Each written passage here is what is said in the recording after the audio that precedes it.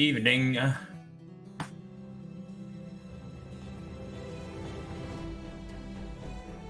Oh, you mean Poe or who? Oh, Danko's already tweeted out the link, by the way. Oh, and apparently it's already happened. Apparently, 17-year-olds are literally defending him because of transcard. Not surprised. The way Wonder put it, I think this sums up the 17-year-old pretty well. People really don't understand the lore behind why he is trans, and it shows. Yes. Also, we are live on the channel right now. I'm just we are setting things up. Hi everyone. Hi everyone. We're in like pre-show right now. Actually. I know we're in pre-show right now. Shush. Most other people won't. Fair.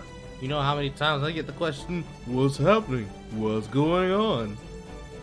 What's going on? What's going on? Sometimes I would just like one person say, "You know what, Carl?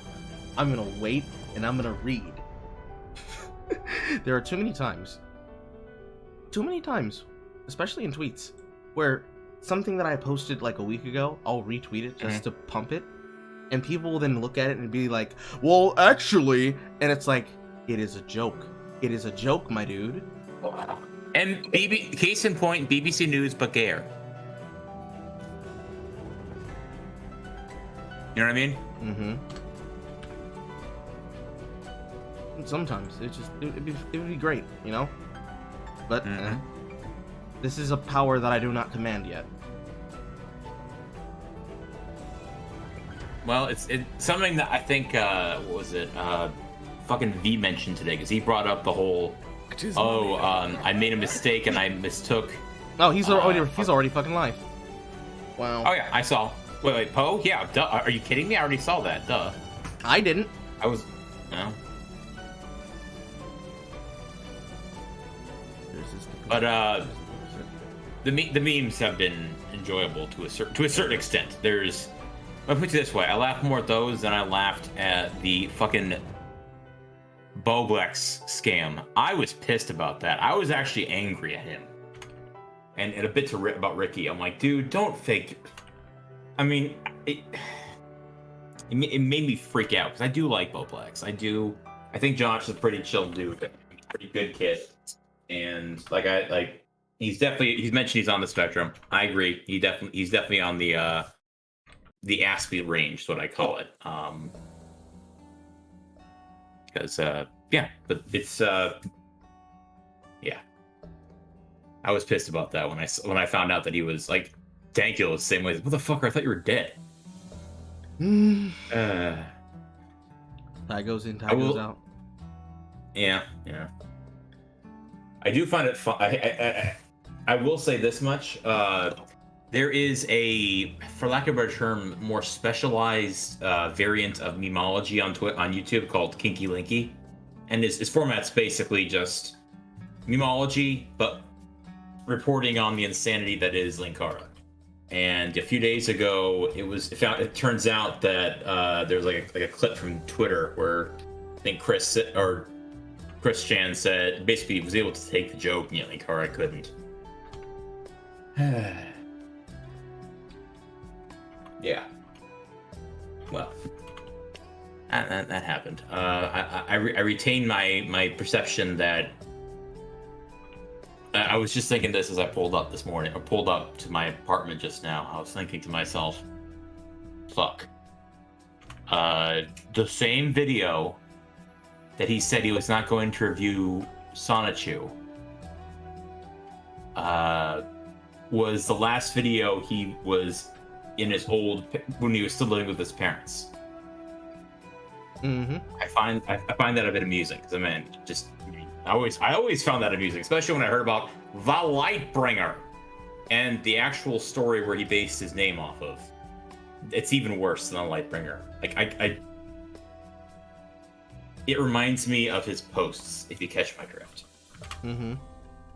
On certain websites where he called himself, and I quote, a cockslut. That's far. Also, apparently, Missing Number is the entity in that as well. And now I totally get why Liz gave me a weird, seemingly gave me a weird look when I said I thought the idea of the entity being missing number was pretty clever. Because she always looked at me weird when I said that. And now I know why, because apparently it was something he recycled from the Epic of Linkara. If only I knew. She was trying to warn me. God, I miss her. I hope she's doing well. Liz, if you're listening, which I don't know how you would be, I miss you. I wish you the best. I hope you're down in Bahamas and not in the middle of Black Lives Matter in Minneapolis. So, hope we made it back down there fine. And why the fuck is the link not posting? Oh, I posted the link in the Weirdo Embassy as well as people who I usually send it to. So it's posting. I sent the link.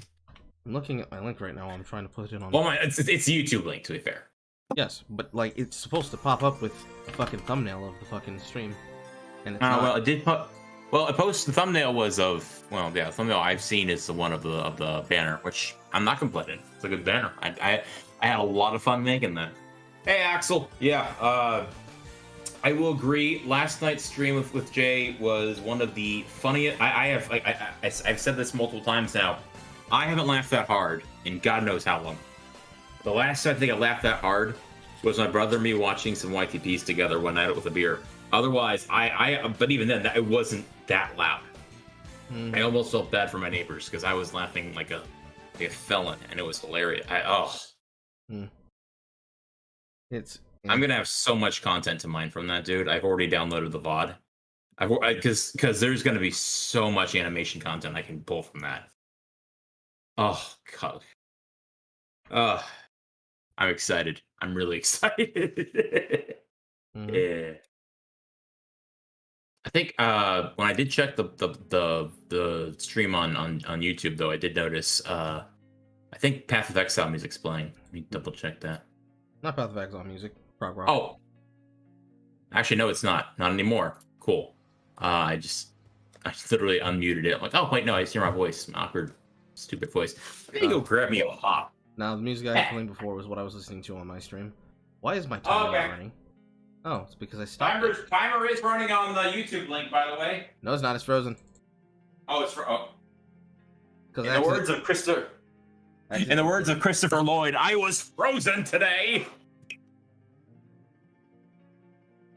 Christ. Oh god. That's a deep cut. That's a deep channel cut that no one will remember, sadly, because I love that. I love that review. I love that bit. Nonetheless, thank you. A lot of people keep wondering and asking, Carl, what are you doing? Carl, where are you at? Carl, what are you doing? It's like we're here. I work a day job now. Unfortunately, well, I've always worked day jobs, but I work a job that literally keeps me at work for 12 hours.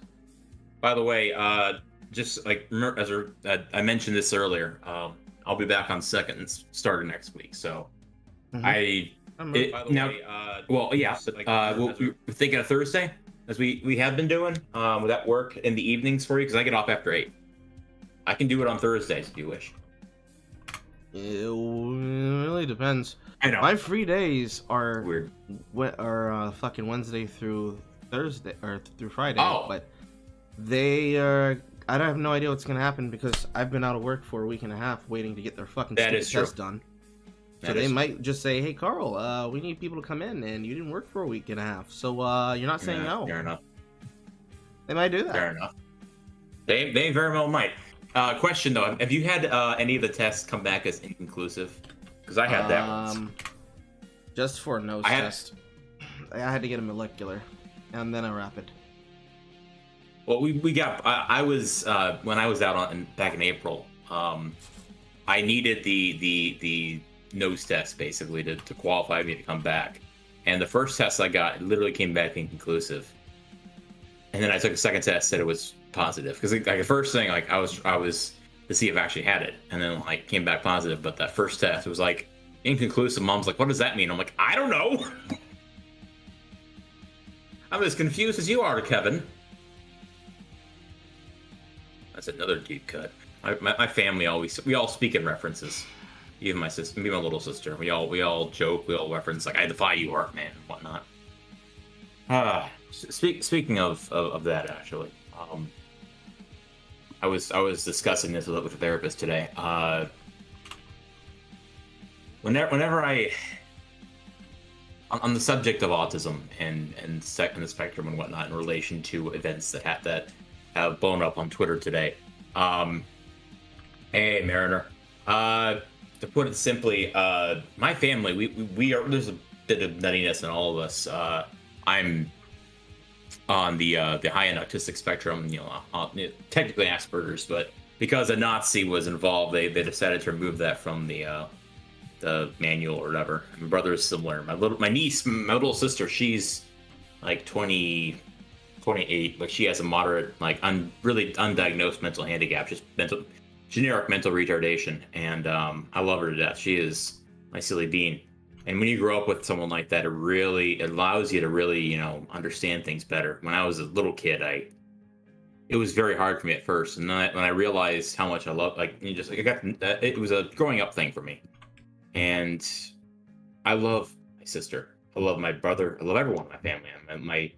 Especially, she's blessed with like a perpetual innocence, and she gets along so well with my 7-year-old niece. I often joke to her brother, I'm like, "This is getting out of hand. How there are 2 of them."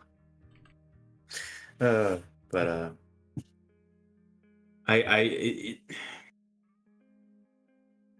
guess what I'm saying is she's living proof, I guess, that I think that people, when you treat something like a fucking disease, it dehumanizes what you're gonna deal like. No, that's whatever. You know what I mean? I guess I'm not trying to like go into this long-winded thing that I feel like just be rambling. Also, have you been able to run any high-end things on your PC yet? Hell yeah. Oh yeah, what you been playing? Apart from Path of Exile. Okay, but what else? Is there anything else, or just Path of Exile? Just Rogue Book. That's about it. I have a giant fucking list I have to get through. That's true. Isn't there like a meme or like a green text somewhere where someone buys like the most highest NPC and then runs like Minesweeper and Tetris on it or something? Yeah. Yeah, but I literally have a fucking list of games that goes on into the hundreds, and I only have so much fucking time. Well, yeah, I guess what I'm saying. What's better, ADHD style like me? No, probably you're probably doing it the better way. Just trying to get through a game. I almost have like too many. You know what I mean? The problem is, not just fix anymore. The problem is that all of these games are games that I intended on playing for the stream. So anything that I would start playing would have to be played concurrently as I'm live, and I would have to play that game until I'm complete with it on my stream. Because this is the problem that I've been watching, because I've been watching it happen with my main channel, and I've been watching it happen with my side channel and anything else that I post. People that are unaware of who I am will see me do something live, and then they'll say, Carl, why don't I ever see anything you post? And then they'll go to my main channel, and then they'll be like, well, I saw that he posted a thing, but he didn't post something this week, so I didn't watch, or I didn't care, or I didn't ask. Even though there are avenues in which people can directly say to me, Carl, I will pay you $20, $50, $35. I will subscribe to the system that you've already arranged for you to talk about this topic that I want you to look into, or whenever I talk about any topical topic that's happening.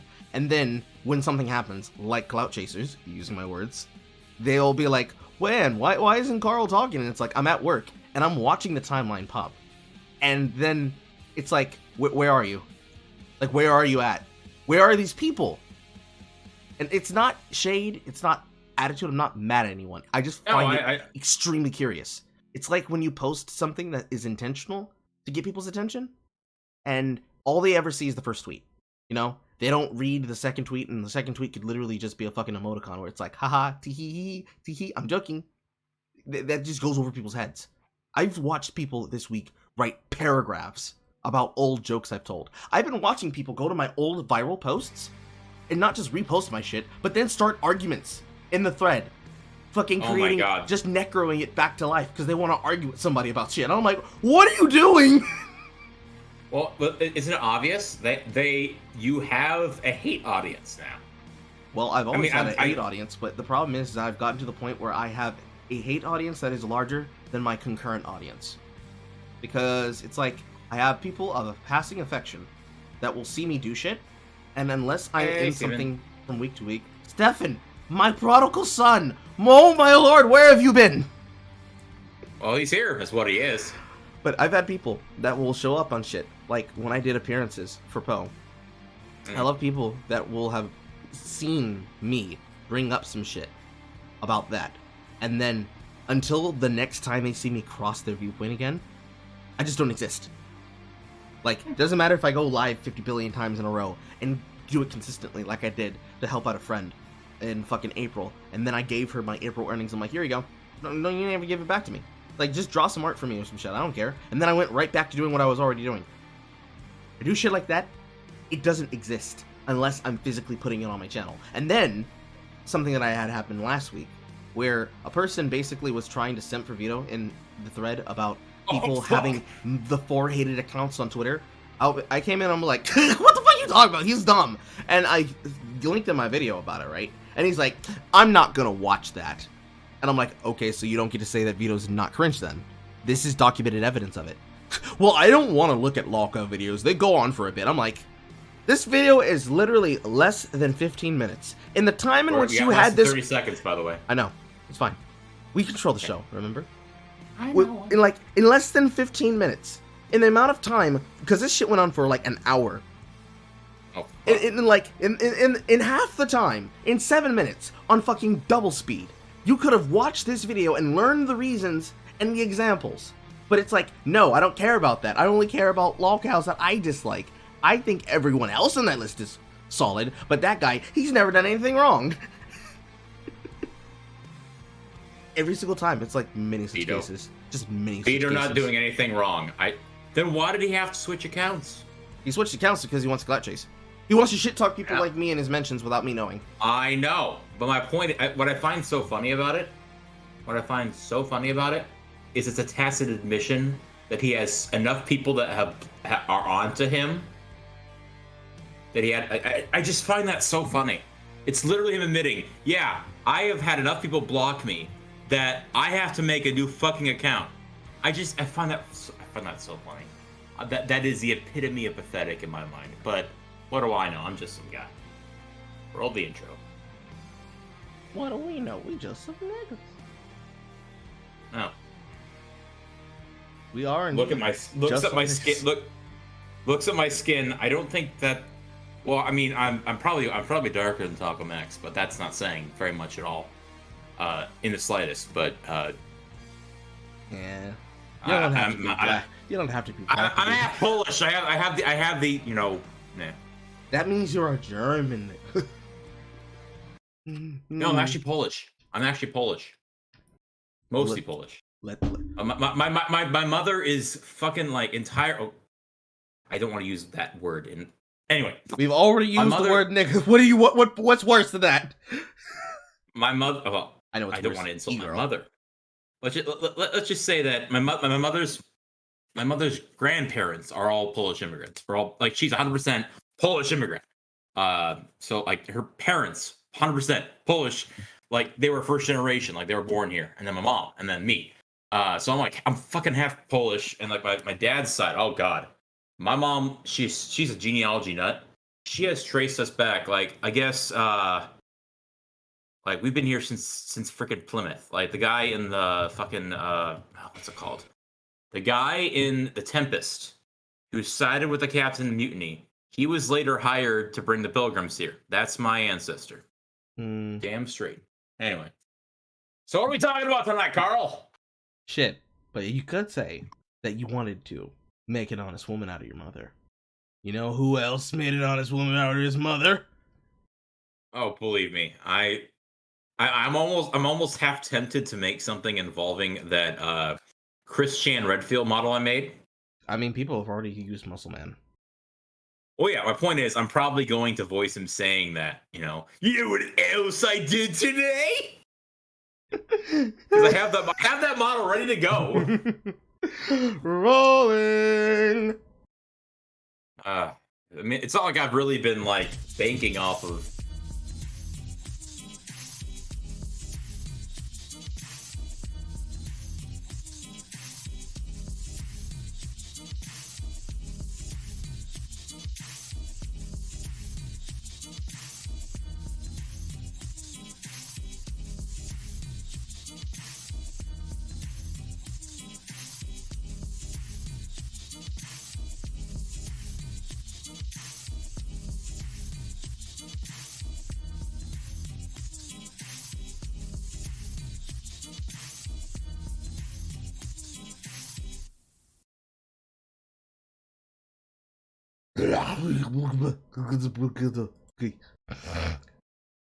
We are officially here now, everyone.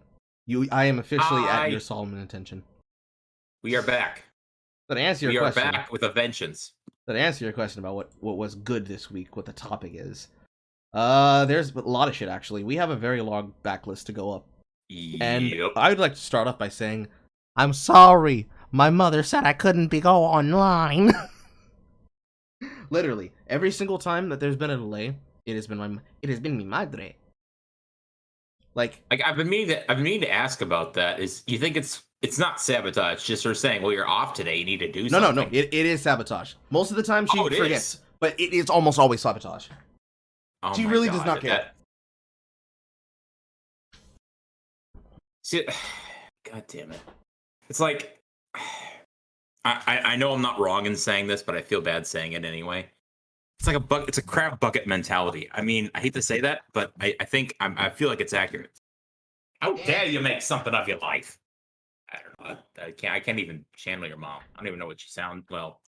See, that's not even nearly as funny as the stupid shit that happened after I did her fucking chore. So, I went live, people who were watching my stream earlier, as I was autistically explaining how my fucking build in Path of Exile works, or after or during my stream. Let's start by that. During my Twitch stream, my mother starts autistically screaming about this stain on the floor in front of my doorway.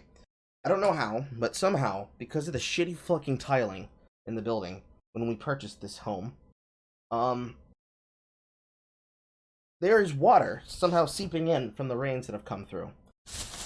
And the problem is that it's not just the carpet that has water damage at this point. It is also the tiles in the front foyer. Because however this water flooded in from outside, it flooded in through the tiles, which are supposed to have proper weathering so that that doesn't happen, and then seeped through and around the wood and into the carpet space, which is where my hardwood floor begins. So if I was to turn my camera on and then turn it towards my doorway, you'd see this line where the room's lining of carpet begins, and there's one little small piece of wood adjoining the floor, which covers the actual nails of the door, and then where the door frame begins, and where the outside wooden tile slates begin. There's parts of the floor where the tiles don't sit evenly. So somehow, that's more than likely how this occurred. But the argument that was being had was that she then mentioned to say, oh, well, we're going to have to tell them about the damage. And I'm like, okay, fine. And then she says, we're going to lie about it, though. And I turn to her, and I have to explain to her, no, don't lie about the fucking mold. Why would you do that? And she's like, well, your sister said, I don't give a damn what my sister said. That's dumb. And then she's trying to argue to me like, no, we have to do that because if we don't lie, we won't get coverage. And it's like, no, mother, that's not how science works, okay? I don't control the rate at which the mold spreads. It just, I know where you did there. What? Why? It is the most bizarre shit. Because she knows this. Like, what is the point? What is she expecting to happen? That it'll magically go away? I mean, No, she's expecting that she can lie about it so that she can say, oh, well, it just happened a couple of days ago. And it's like, oh, no problem, ma'am. We'll get this fixed right away. And it's like, if there's mold, it means there was water damage at some point. And if there was water damage at some point in the past, and you don't communicate because of the storms that happened in the last 5 days, you're going to make it sound as though we are covering up this mold that has always been here. Because then it'd be a question of, okay, so when did it happen? When did it occur? How long was it there? Why didn't you report it the first time? Etc. And it's like, you know this, mother. And somehow... It's getting caught in a lie just gets worse and worse, yeah. Yes! Yeah. It just didn't help her. And she's really hoping that telling a white lie is going to help in this, but it's like, it just doesn't. Just tell them, we had water damage. It's fucking up the carpet. Please come vacuum and clean it. That's all she has to say. That's all my sister has to say. You don't have to jump through these hoops to do this shit. But that doesn't even go on to the second problem, which was once I actually started doing the fucking chore, I had to turn off the stream, I had to schedule an Uber, and I had to go down to the post office to go pick it up. Because we needed to have the box renewed. Because if I had not renewed it today and collected the mail like she was begging for me to do, which the problem isn't even the goddamn mail. It's not even that I had to go do the chore. It's the fact that she left she left this chore to be done until the box expires tomorrow. Because they're not open. Yeah, gee, I wonder why. The federal post offices are not going to be open on weekends, and it expires the 31st. Saturday and Sunday, the 31st and the 1st of August. Yeah. Those days will be closed. We would have a box in delinquency status that would then have an additional fee piled on top of it that would have to be then renewed on that Monday. She had all this time that I have been stuck here on my order to be stay at home from work. She had all this time and waited now! And every single time this happens, it's always on days like Friday. It's always on days like Friday or Saturday, right in the middle of when we're supposed to go live or while we are live. And it's maddening. It's maddening. It's maddening. So every single time I get upset about it, yes, I am that upset because it is that constant. Agreed. Scandalous Potatoes Archive. That how he said that. I was gonna comment how well that was described, but I thank you for yeah. Also, hello, Scandalous. But see, it gets worse. Because I schedule the Uber, and I'm in the Uber, right? This is scheduled for a round trip. Pick me up from my house, take me to the take me to the post office, and then take me back to the house. The driver sees this, takes the call. I get in the car. I speak to him. I inform him this is a round trip. We get there. I look to him. I make sure to take everything out of the car with me because I had a feeling, and I say this will not take long. And I get out. And I go into the post office and I go get the mail. And I'm in the line to go renew the shit. And I, in a whim, just decided to refresh the phone and close all the applications and then reopen them again to make sure they're up to date. And wouldn't you fucking know it, the motherfucker stranded me! Imagine that. I didn't have to imagine, it happened. So... Well, at least, put it this way. You didn't leave the shit in the car. And you're almost expecting it, and it could have ended worse. You know, you could have not expected it. All of a sudden, it abandons you. Yeah, I would have had my I would have my phone. I would have had my mother's PO box key and everything else left behind in that vehicle, and that motherfucker would not have come back. So here I am, sweating to death in fucking 101 weather. I walk around the corner to the Waffle House, and I sit down, and I just have some fucking cheese eggs. So I can wait. Because I opened up the app to reschedule a car. And the car ride was $15 for the round trip. A one-way, because of the weather at that point in time, was $15 as well. And I already spent money today ordering food. I've already spent money all throughout this to survive off of. Because my mother doesn't want to do any chores. Because she wants to defer them to me. She doesn't want to do anything at all. And I'm just sitting here waiting for things to go by. I don't have income coming in this week. I tell her this. I communicate it to her. She keeps asking for shit. I help her with the shit that she wants help with. And then, because I knew that she was doing this as it was going to be elapsing, I knew I was going to have to spend money for that. So I'm spending money for car rides. I'm spending money on extra shit. Not basic bill shit. I've started paying up my bills within weeks now. I think I'm up to about maybe a month paid up on basic utilities. But all this shit, with all this money, has been taken care of. And all she needed to do was communicate this ahead of time. She did not. She waited. Because she knows that I get upset about her asking me for money. And the exact reason I get upset about it isn't because, oh, why are you asking me for money? It's, why did you decide to wait to the last minute? And then come to me and say, well, we need it. I don't care if we need it. That's not my goddamn problem. That's your problem. You're making it my problem. So now I get to bitch at you. So once I got home, as I actually had to ask the next Uber that picked me up after I was done eating. Apparently, motherfuckers just don't read. Which, this would be the second time this happens. This happens with my DoorDashes, and it happens now with my Ubers. Motherfuckers just don't care. They literally just don't care. They will do the least amount of effort, and then take your money. What are they gonna, like, I hate to say this kind of reminds me of, I mean, what's going to happen? I mean, I hate to say it very macabre or stupidly, but I guess the problem is, well, what are they not? If you're going to complain about it, who's going to listen? I guess is the question. Oh no, 'Cause Uber. it seems like Oh no, that yeah. Uber again. Because this is past the point of like, oh man, this was one taxi person. He just fucked me up. No, actually, I can sue them. Like, Oh, cool. you have a contract where you are a driver and you took a contract that says I will do everything required in this ride. Sometimes it's weird because if it was a case like, oh, I gotta go to Walmart and I know exactly where it is, the thing that I'm getting, and I'm beezing in and I'm going out. But no, it's like, oh no, I'm gonna maul around in fucking Walmart and just decide to do things. I would expect a person to drive off on me. This is literally a 3-minute, 2-minute task. It's like if you were to order something from a restaurant and you're getting a pickup and then you're going on your way to another location. Like, we're going here, I already have food, it's already prepared, it's waiting for me to pick it up. Gotta go in there, grab the food, come back out, and then get back in the car. This is that kind of operation. He can communicate with me. At any point in time, you're like, is there something wrong? Is it taking a while? Because I've had this happen, especially on my car rides when I go to work. On the days that I choose not to burn alive to death and possibly crash in traffic.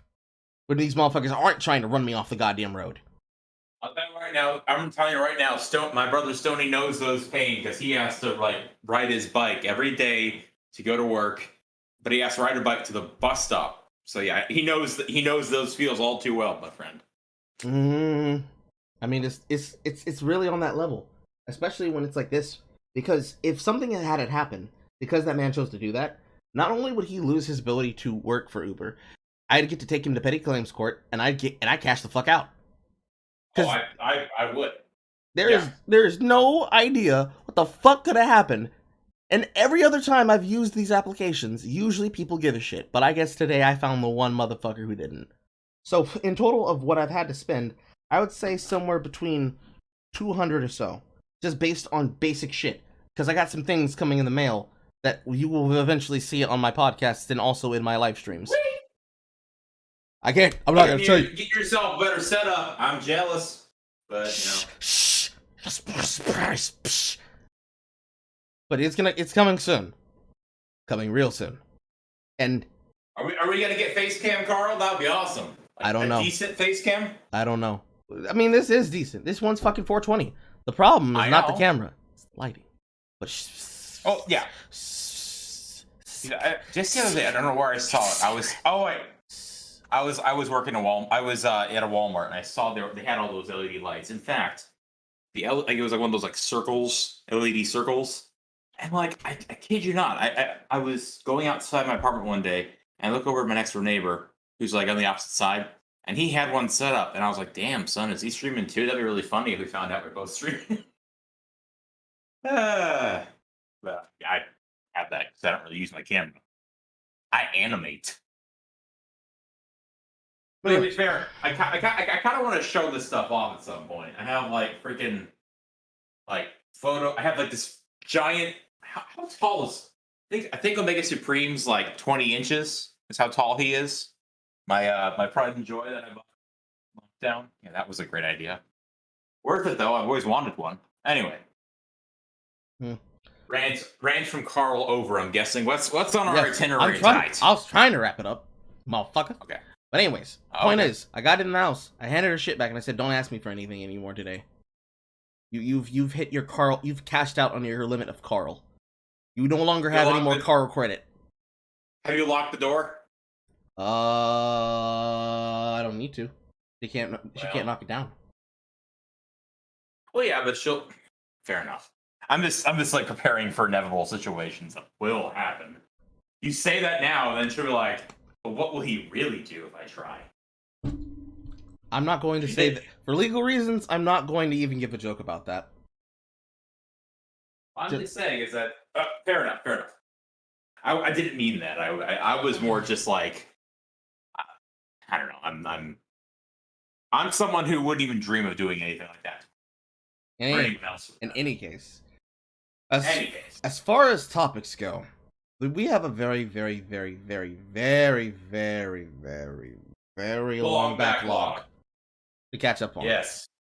I guess the most immediate one that I need to address is in a proper setup, since motherfuckers are being lazy about it. because this is something that I've talked about before and I've mentioned before. But I'm going to go through it. I'm going to go through it on the podcast. So later, motherfuckers cannot make excuses for not hearing about it and not listening about it. Which actually makes this really awkward since one of these things is connected to me basically being shirtless on camera.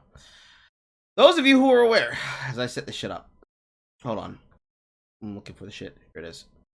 Most of you who are aware would have known that for a single day, a couple of weeks ago, before actually, I ended up locking the account temporarily.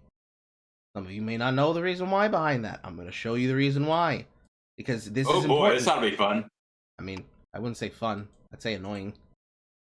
Really dumb. I think it's called sarcasm, Carl. I don't joke about emotions. I only joke about women. Because women are jokes. We'll get to that, Carl, because I have a lot to say about the draft. I mean, equal rights, equal fights. What am I saying? These women can go die in war just like I can. Oh, believe me, I have a lot more to say than just the simple, but you know what I mean. Carl's pee-pee got leaked. I do not take pee-pee pictures. I'm sorry. I'm sorry, ladies. I'm gonna have to charge you on OnlyFans once we actually can make an OnlyFans. Everyone, but you get to see your pepperoni nips for free. Yeah, that's the fun part. That's the great part of being an e-boy. Especially when I criticize people who will say, oh, well, I have my butt pictures online. I'm like, bro, there's pictures and images of me on the timeline just giving breakdowns about the news, and I'm shirtless. They ain't gotta pay me for the shit. I'll give it to them for free. That way nobody ever has to ask me for nudes. But no. Some of you safe comes to mind. Some of you may have been aware of this. Specifically about this thing. This is very hard to show because I'm showing not a lot on the screen. Hold on. I can turn the filter off for a second.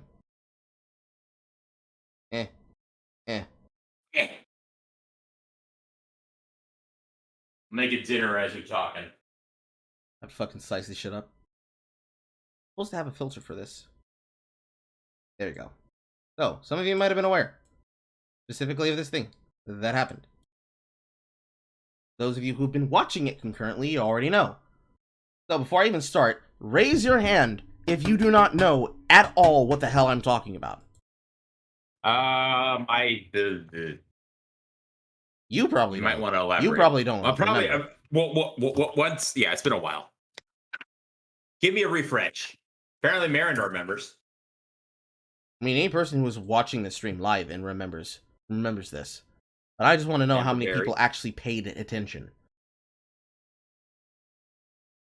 It's the privating of your... Okay. I think. Alright, so. I was talking to a friend about this problem. And this has been my issue about this, right?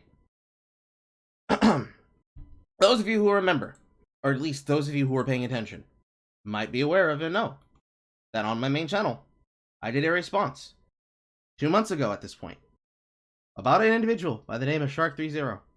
This person... Oh, yes, that bastard. Yes. This person made a clout chasing video based on videos that I posted on Twitter on the day of April 2nd.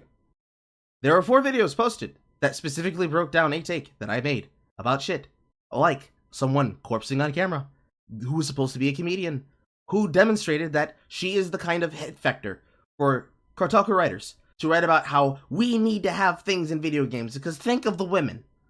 The argument at that point in time was, oh my god, someone harassed Ashley Roboto in her chat because she was playing a game on easy. We need to have more accessibility difficulty settings so that women will never be harassed about this again. And I simply pointed out the fact that this is not real. This is not a problem that exists. Because Charza, please. This is not a thing in the use case that matters. Because you playing the game to learn about the lore and someone playing the game for difficulty does not require someone to give someone a very big, helpful button of virtual immunity that ruins their ability to play the game. This person lies about this and makes a clout chasing video on his channel so that he can be able to get monetization off this stupidity. He posts this shit on April 6th. This video here doesn't have a lot of views, but it doesn't matter. This is somebody who, despite the size of his channel, does not have a very large viewership base. It is very strange. Okay? Yeah. So ultimately, To break this down for you, if you have never seen this, I'm going to explain it very, very simply. This is a person that, despite this size of audience, literally has a Twitter, of these many followers, and didn't have many as before, because this number was literally half this number. So he's been grifting off of political commentary and shit, right? All he does is politics. This man does not talk about video games. He makes this shit because he knows people are lazy and they do not read. Note that this does not mention my name anywhere in it at all. And of these takes that are on screen, there are 2 takes here. The first one and a second one that he's using to try and get clout off of my reactions to this. Okay? There are multiple users in this who are responsible for this kind of clout chasing, because this happens plenty. Okay? The breakdown there is actually an entirely different clip. I can find that fucking thread. Because this has been a thing that I've been telling you all to pay attention to. Because you're about to see some dumb shit that was going to happen. And it's already happened. Those of you who raise your hand if you're aware of women getting abused at Blizzard. Ah, yes, I'll raise my hand to that. Okay? The reason why this is dumb is for the same reason that you should be telling them to go screw themselves. Where's that goddamn thread? Well, let me put you this way. It reminds me a lot of something that our wonderful friend of our channel, Miss Chatmore, or Michelle, has made a wonderful video on about how prioritizing lowly art over actual CP. And it's something that I have zero tolerance for. It bugs the hell out of me, especially when, again, a lot of people who scream about the anime titty and how pedophilic it is end up being actual predators. Case in point, that wonderful Smash player that I made an amazing meme out of. Okay, this is the problem when it comes to this. Because I blocked this person. Oh, this person wanted was attention. I just needed to address that this existed. Because there's the problem, okay? When you're lazy, and you never pay attention, and the only time you ever exist, this is why I talked about it. If the only time you ever care that something comes out from me is that you saw me post a video about it on my channel, it literally means that in order for me to get you to care about problems like this, you need me to make a video about it. I should not need to make a video about what's wrong with Blizzard having entire esports journalists, supposed esports journalists, game journals really, but esports journalists say, oh, did you know there was harassment at the company? We've always known about it, but now that it's finally come out, I'd like to take the time. Hold up. What do you mean you've always known that there's abuse happening at the company? Yeah, that pissed me off too. Go off. I have a second tangent about that. Continue. Okay, so just getting back to this shit for a second. Yeah. This person tells a lie. He tells not just libel and slander. He said it on the internet, and then he posted it as fact. This person did not post the truth, because the truth of this is that this is wrong. The reason why we know that this is wrong is because the same thing I told him. Those videos are not the only ones that exist. There's not 2 of them, there are 4 of them. He didn't want to show this, because if he actually showed this, that would destroy his ability to get clout off of it. Because hearing me say, and I quote, I do not care, and I do not want to care about you and your problems because they're not real, does not help him get clout. We know what helps him get clout? Claiming that somebody has lost his mind about video games. I'm not going to play the whole thing because I've played this many times. But essentially, I've made a 4-step process of demonstrating how an e-girl gets put into the news. This is the end of that. Polygon took that story and wrote an article about how she was being shamed for playing on easy. No, she was being mocked and trolled by somebody who knew that she would react to it. It's the same thing that happened to Negaranx. Somebody went into her chat and trolled her, and she gave them a reaction of getting upset. Game journalists then use that as an example to say, oh, women are harassed. Here's my question. How is it that this verified Twitch streamer doesn't know how to handle harassment? How about who remembers the time that somebody went into my chat and tried to harass me about being fat? And my reaction was, yes, I grew them myself. Because they said, you're a very fat man to be thinking he should be wearing oversized fucking workout shirts. Because you got some big ass titties, Carl. And my reaction was, absolutely. And then that person got banned. And they've never been back there since. Just like how these users that did it got banned. Because there's no reason why that should happen. Because I don't care about them playing on easy. I care about a supposed comedian making cope videos on the internet. and never at all coping with her life. And then not talking about the fact that the thing that I care about is when somebody goes on camera, shits himself playing badly, and then says, no, it's not my fault, it's the game's fault. Or when a comedian tries to ride the line between criticism and satire, like CinemaSins or Video Game Donkey. And rather than just saying, hey, I don't like JRPGs, I don't play them, but I know other people like them, and I'm not going to shit on them for that, the same way that I feel about horror games. Instead of doing that, they decide to make a whole video where they have to try and use arguments that people have used before to try and popularize them. The reason I bring this up, and mention this, is because just before that, I've been collating some game news over the last month or so. This is where the titty came out. Okay? I made a fucking theme about this. The single player Carl's law of casual gamer tyranny, where every single time that something goes viral about gaming, it's journalists and streamers who literally cannot explain the reason why they need to destroy everyone else's enjoyment of the video game because they can't win at it. And the reason I made that was because then of the thing that happened immediately after that. Because this has been blowing up since then. Because this shit doesn't happen in a vacuum. Okay? Mm-hmm. Here on this screen is the person by the name of Quentin Rex. Okay? The person who used to play a lot of WoW and blamed healers for something that was really fucking dumb, then decided to say, oh no, but everybody who's roasting me about this, you need to be banned because you're insulting me. I'm pretty sure this is actually Quentin, if I'm thinking of it. This is a Path of Exile streamer that I'm looking at right now. So this might actually be somebody. I'm not sure if it's exactly him, but I'm pretty sure because I've only know of one Quentin streamer whose name is Quentin. But this is the clip in question that everyone's talking about.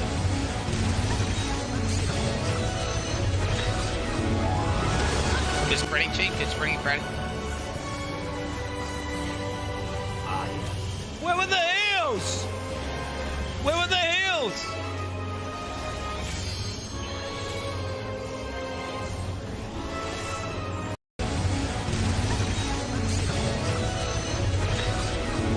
Now, you might be having trouble seeing that because it's buffering, but I'm going to zoom out right here. He's standing in 5 circles of damage. And he's screaming, where are the heals? This man ate a bomb. And he said, bro, why didn't you put me back together? What happened? Okay? This is the first story that happened because of this shit. Here's another story that happened on that same part of the week.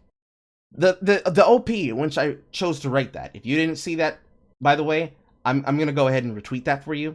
Let me retweet that. Any person who's seeing that here, go ahead to my timeline. You can watch that through. That's a long, it's a long-ish thread. But here's the part of that story, and this is archived as well.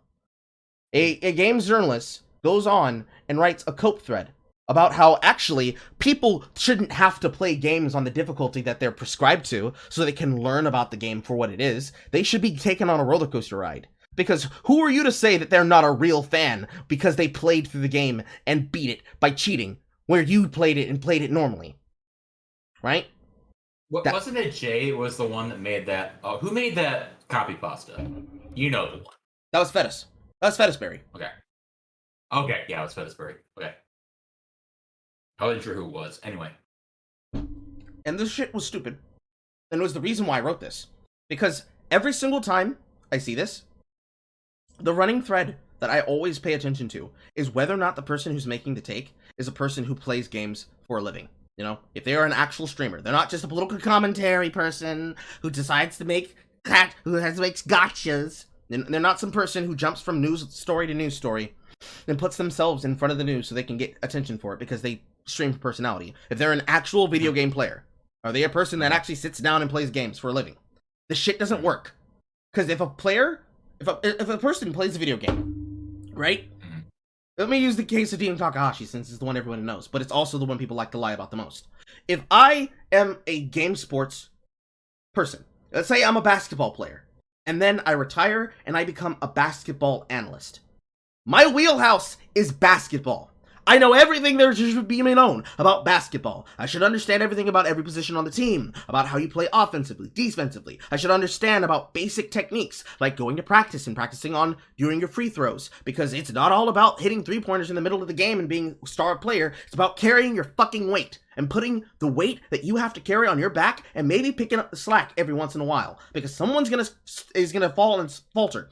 And your star player, What's the fucking saying and how does it go? Hard work fails through when hard work beats out talent when talent fails to work hard. Shit like that is the basic understanding, right? Because if I talk about soccer and I try to compare basketball to soccer, you're gonna look at me really fucking stupid, right? I expect you to start laughing in my face if I were to do such a dumb thing.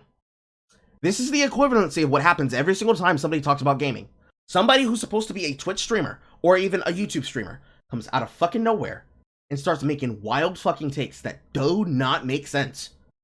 Imagine being a person whose job it is to make video games, and you were to be just like that dumbass Xavier from a week ago who said, we needed to worry about whether or not we wanted to make Rivet look sexual because we needed to have a conversation about women's bodies. I'm like, bro, it is a fucking furry. Who is having this conversation except for communists? Who cares? Okay, I was gonna reference Solo Bunny, but you said communists, so yeah, that covers it. It's really dumb, okay? It's really dumb because it means that all they care about is propaganda, which kind of makes sense. Because they only care about... They are communists, so... I mean, yes, they are communists, but all they care about is optics. They don't care about whether or not the thing's actually good. They just care about ticking off the correct box.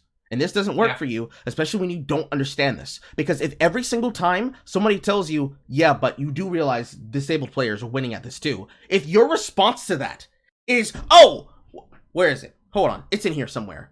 I know what you're referring to. I'm gonna play it for you. I'm gonna play it for you. Hold on. Okay. You know, it's funny you mention that. Would you like to see what happened last time I made that exact fucking argument point?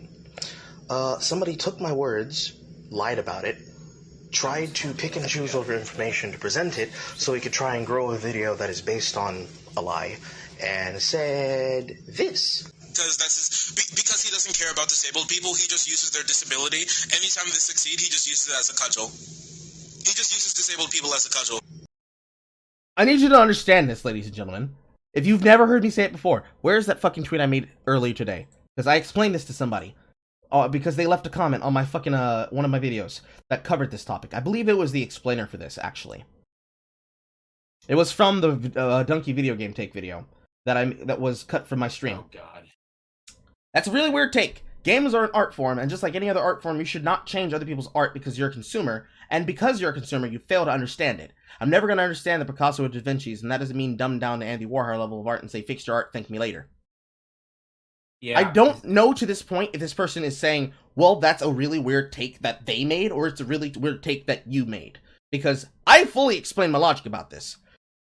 If you believe games are art, and you have an intended experience and an intelligent design that the creator made for you, they sat down and they said, I wanted this game to be played on the normal difficulty, or I balanced the game around these decisions that other people might think is cheating. Like, a good example in Path of Exile, just to give a comparison, is logging out. Being able to log out from a boss that's about to one-shot me because of something going wrong in my build, or because of lag, or because of something that has taken away my ability to react to it in real time. Not me playing poorly, but my internet somebody DDoSed me, and now I'm losing a match. Things like that. If outside of that, which means not multiplayer games, this is a very unique thing, actually, especially considering that I'm a CPSC student, and I am actually a game designer. One of the weird things about this is that this is always the take that's given about every single game that claims it's single player, but then it becomes every game in existence. Because here's how the argument goes. You have a single player game, like Dark Souls, and I say to you, this is art. Therefore, everything that I have created here is a part of my vision and a part of the experience that I want you to have when you play this game. And let's say the first thing that happens, like in the Undead Burg, you go into the sewers, there are slimes hanging on top of the ceiling, if you've played Dark Souls 1. There are slimes hanging on top of the ceiling in the sewer section of the Undead Burg. You walk forward and you're not paying attention, they're gonna drop on top of your head. Perhaps you are getting your ass kicked by all the Black Knights that are guarding the entrances of the Undead Burg, with all the shit that you want to go get to, but you're not strong enough to fight them, or you're not confident that you can kill them, or you're not very good at parrying, or you don't have a build that can just one-shot them outright, or it's not later in the game where you're going to one-shot them anyways. The experience you're supposed to get from that is, pay attention, everything's going to kill you. Everything in this game is designed to kill you, nothing's going to be fair, you're gonna have to pay attention, and there's no reason why you wouldn't have seen that. Because how common is it in video games that players look up? Right? Like, I know some people might remember, well, I remember when Legend of Zelda made it that I had to engage Goma by looking up. But really think about that. When's the last time a video game asked you to look up? Physically turn your screen upwards and look at some hint that's staring at you from above. Well, Barnacles, but in the Half-Life franchise, but even then, that's like it's just a string of the barnacle that's hanging down. You have to look. You have to realize, oh, what is that from? I better look up.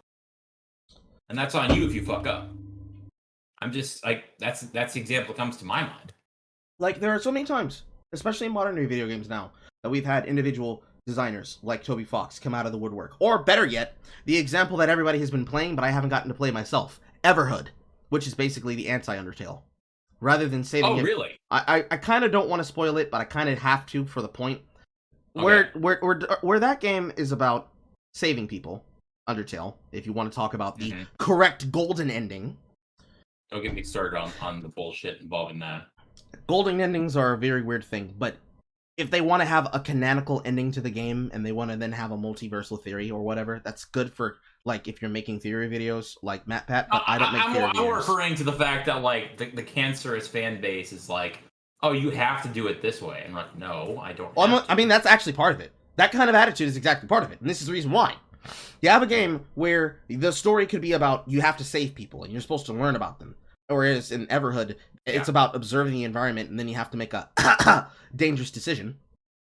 The problem that comes to this is that when people talk about video games and about difficulty, they always connect it to the accessibility argument. And the reason why they always connect accessibility to difficulty is because they want to take away the ability for everyone to be challenged. It's not about the game being accessible, because the game's already accessible. We already have features that make the game accessible so that one can play it. You're not talking about making the game accessible so people can play it. You're making it accessible so people can... For a retard, too. Well, But you're making it accessible, so people can get through it. Very important to peep this. This is linguistic propaganda. Not, I want to have this so that I can play the game. I want to have this so I can beat the game. Get through, complete it. There's a very important reason why they never say it in that direct function. Because if you say, oh, well, I want disabled players to finally be able to experience this game, they are experiencing it. I don't even have to mention Sekiro. There are 50 billion different games like this. There are two people right now on Twitter, or right now on YouTube, who are Hesto and Delit. All they ever do is post videos of themselves doing the highest tech, no-hit challenges all the fucking time. By the way, Carl, Can I? I'm going to offer a potential. This is something that always bothers me. They always say this, and then the best example I can give is so what you're talking about, guys, is why don't we ask Nintendo to patch in? If you're talking about accessibility, then let's petition Nintendo to make a patch for Pokemon Let's Go Eevee and Pikachu. Because guess what? That requires motion controls when you're docked. Maybe that should be what if that's what you're advocating for. Well, then here's a great example of one. But it's never about that. We all know. There's a reason why it's not about it. Oh, there's a reason why it's not about it. It's because of course it's because they want to use it to use disabled players as cudgels. Ironically enough, they do to us what they claim I do to other people. It's not about cudgeling people to be like us. Because this is the problem with this argument, okay? You say, oh my god, nobody can do this. It's too hard. I walk up to you and I say, hey kid, here's a disabled player being the #1 world champion. Just because one person did it doesn't mean every disabled player can do it. Stop yourself really quick and understand that. One person, or 100 people, or 10,000 people, doing the thing that you just said no one who's disabled can do, destroys the idea that no one can do it. On top of that, the #1 player, a disabled player, is the #1 player of that category. It's like in speedrunning. This is the #1 player who beats this category. You could have And ironically enough, despite the amount of transgenderism that goes on in speedrunning, you cannot take their awards right from them, whether or not, or how they choose to identify. Same thing with fucking Narcissa, or what he used to be beforehand, or any of the other people who are streamers who also happen to be cosplayers, who also happen to be transgender, and have these world records. You can say whatever the fuck you want about their lifestyle, but they still hold a world record. If they can do it, why can't you? Is it because they practiced? Oh, they practiced? They put in time? They invested themselves? They learned how the game worked, its properties and its functions? And then they applied themselves? And they did it over and over and over again? And they came over and they tried and they succeeded and they failed? And then they studied and they learned how the game worked on the intrinsic mechanical coding level? And then they got a world record? Damn! That sounds like they were investing themselves with playing the game. Why can't you do that?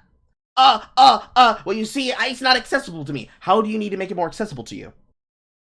Well, you see, this part is making it difficult for me. So it's about the game's difficulty then. What do you suppose we need to do in order for you to be able to have a better experience? Well, the game just needs to be made easier. Oh, the game needs to be made easier for you, so we need to take something out of your way. No, I just need it. No, yeah, that is what you're asking for. Because there's no other explanation. Because if I design something in a video game, it's like architecture. It's literally gaming architecture. Yes. I have physically... It's designed for a reason. I have physically designed a barrier that could be an enemy. I don't explain to you how this enemy dies. I never hint to you, hey, go over to this ledge. Perfect example from Dark Souls. Hey, here's this really big scary monster, but here's this giant ledge that's holding over its head. And also, here's an automatic tutorial sign that says, drop down from ledges to do automatic damage. Damn! How do you think I kill this boss? That's what we call that's what we call an environmental hit. Or environmental hit. I have to enunciate my words. Yeah, exactly. Well, let me put it this way. There's a wonderful video by Neural. He was talking about how... what was he? He was describing, obviously, his Metroid Other M versus Return of Samus. And the things he broke down about the gameplay mechanics of why everyone fucking loves Super Metroid is it's exact. He broke down like a lot of these like small little hints and everything. And let me put it this way: these people who want this shit, like, they don't want to play the game. They want the game to play itself. They're not here to actually enjoy the game. Otherwise, they wouldn't be complaining about this shit. They would be. It's worse than that. It's worse than that. But let me finish reading through what I said here. Sorry. If you blame games art and thus have an intended experience of intelligent design, especially from the Word of God themselves, you cannot justify forcing the developer and the user base.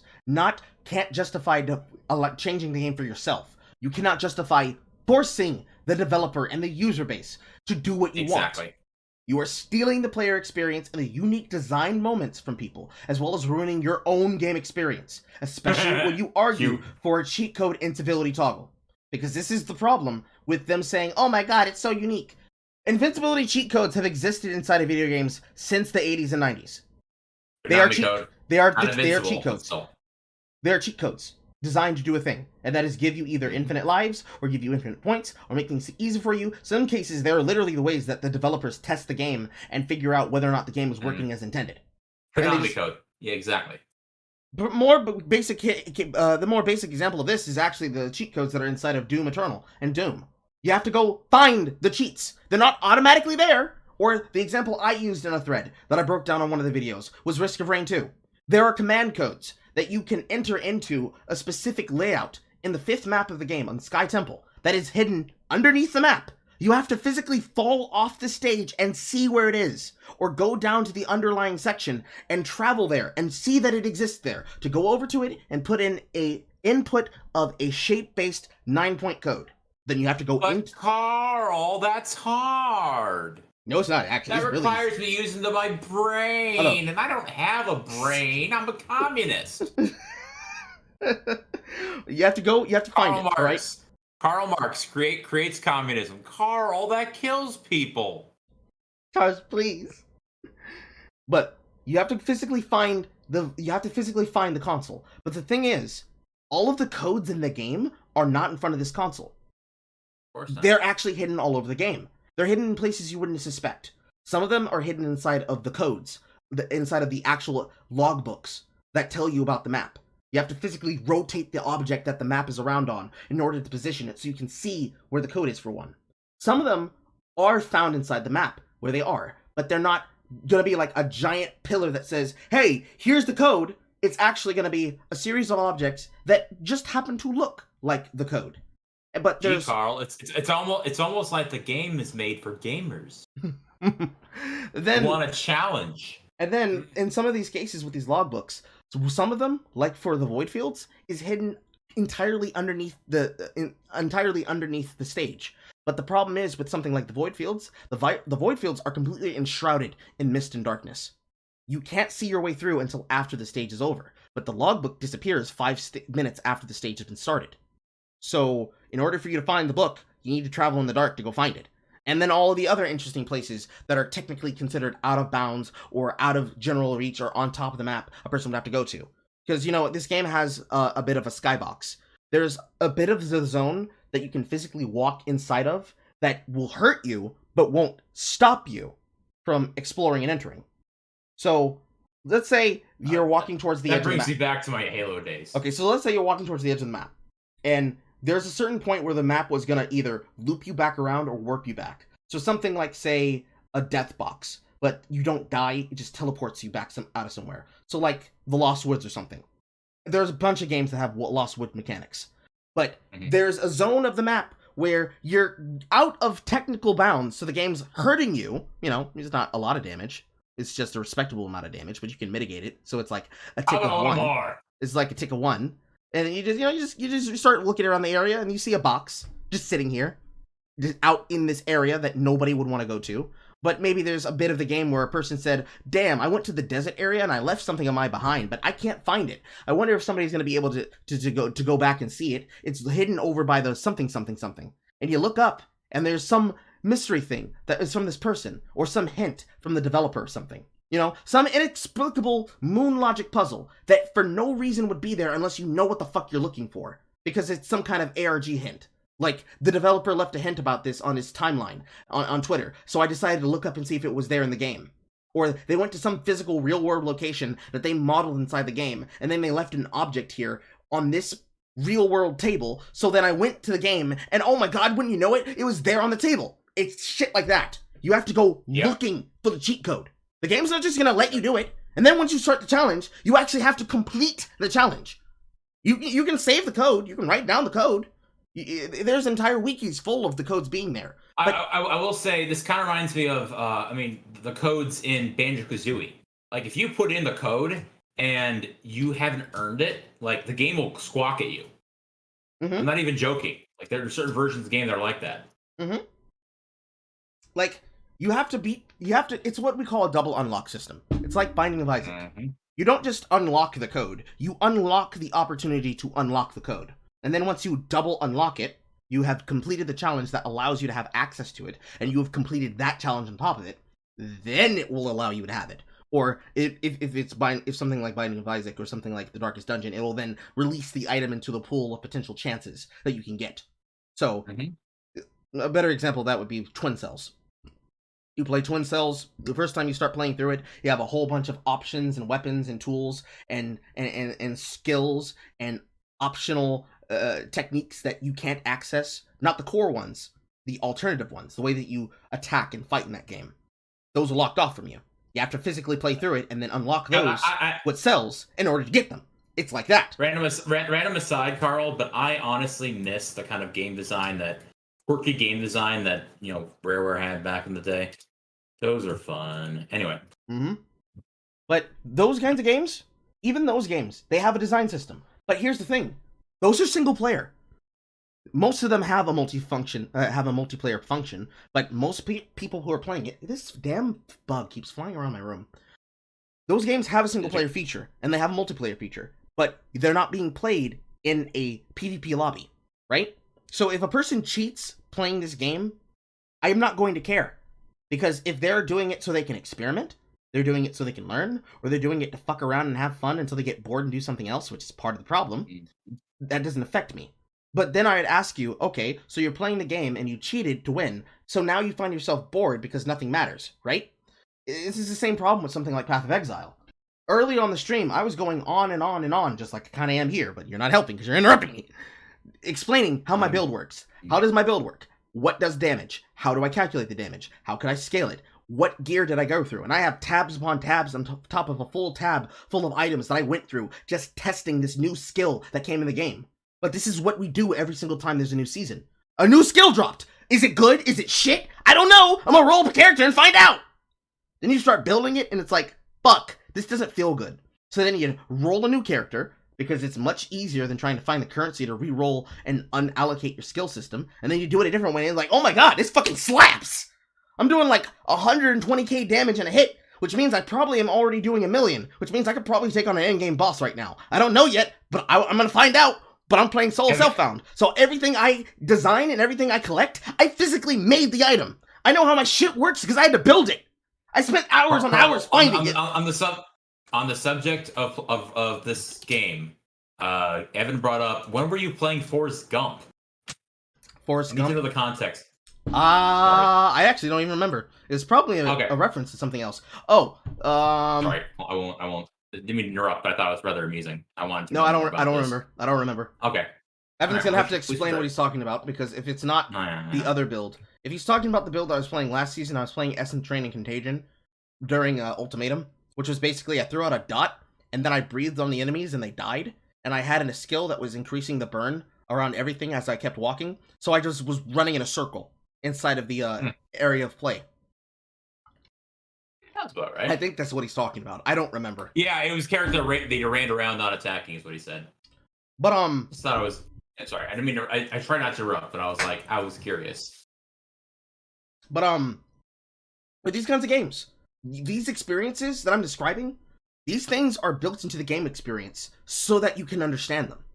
Just as there are people inside of Path of Exile that don't like the idea that logging out is built around playing the game, there is also people that are upset about the idea that the new Expedition League has a mechanic that is built around you making a character and constantly using it to roll something up that's a really valuable item, like a Tabula Rasa, an item that allows you to put together a build into a six socket chest with no defenses, so you can test new builds.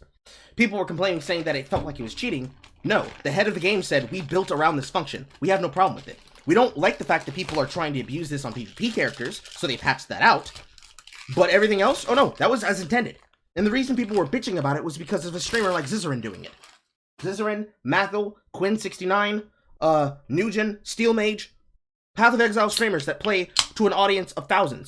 People saw that and they wanted to have an opinion about it and talk shit about them on Reddit, so the head of the designers of the game just sent a PM to him on stream that he didn't see, going, teehee, I see what you're doing.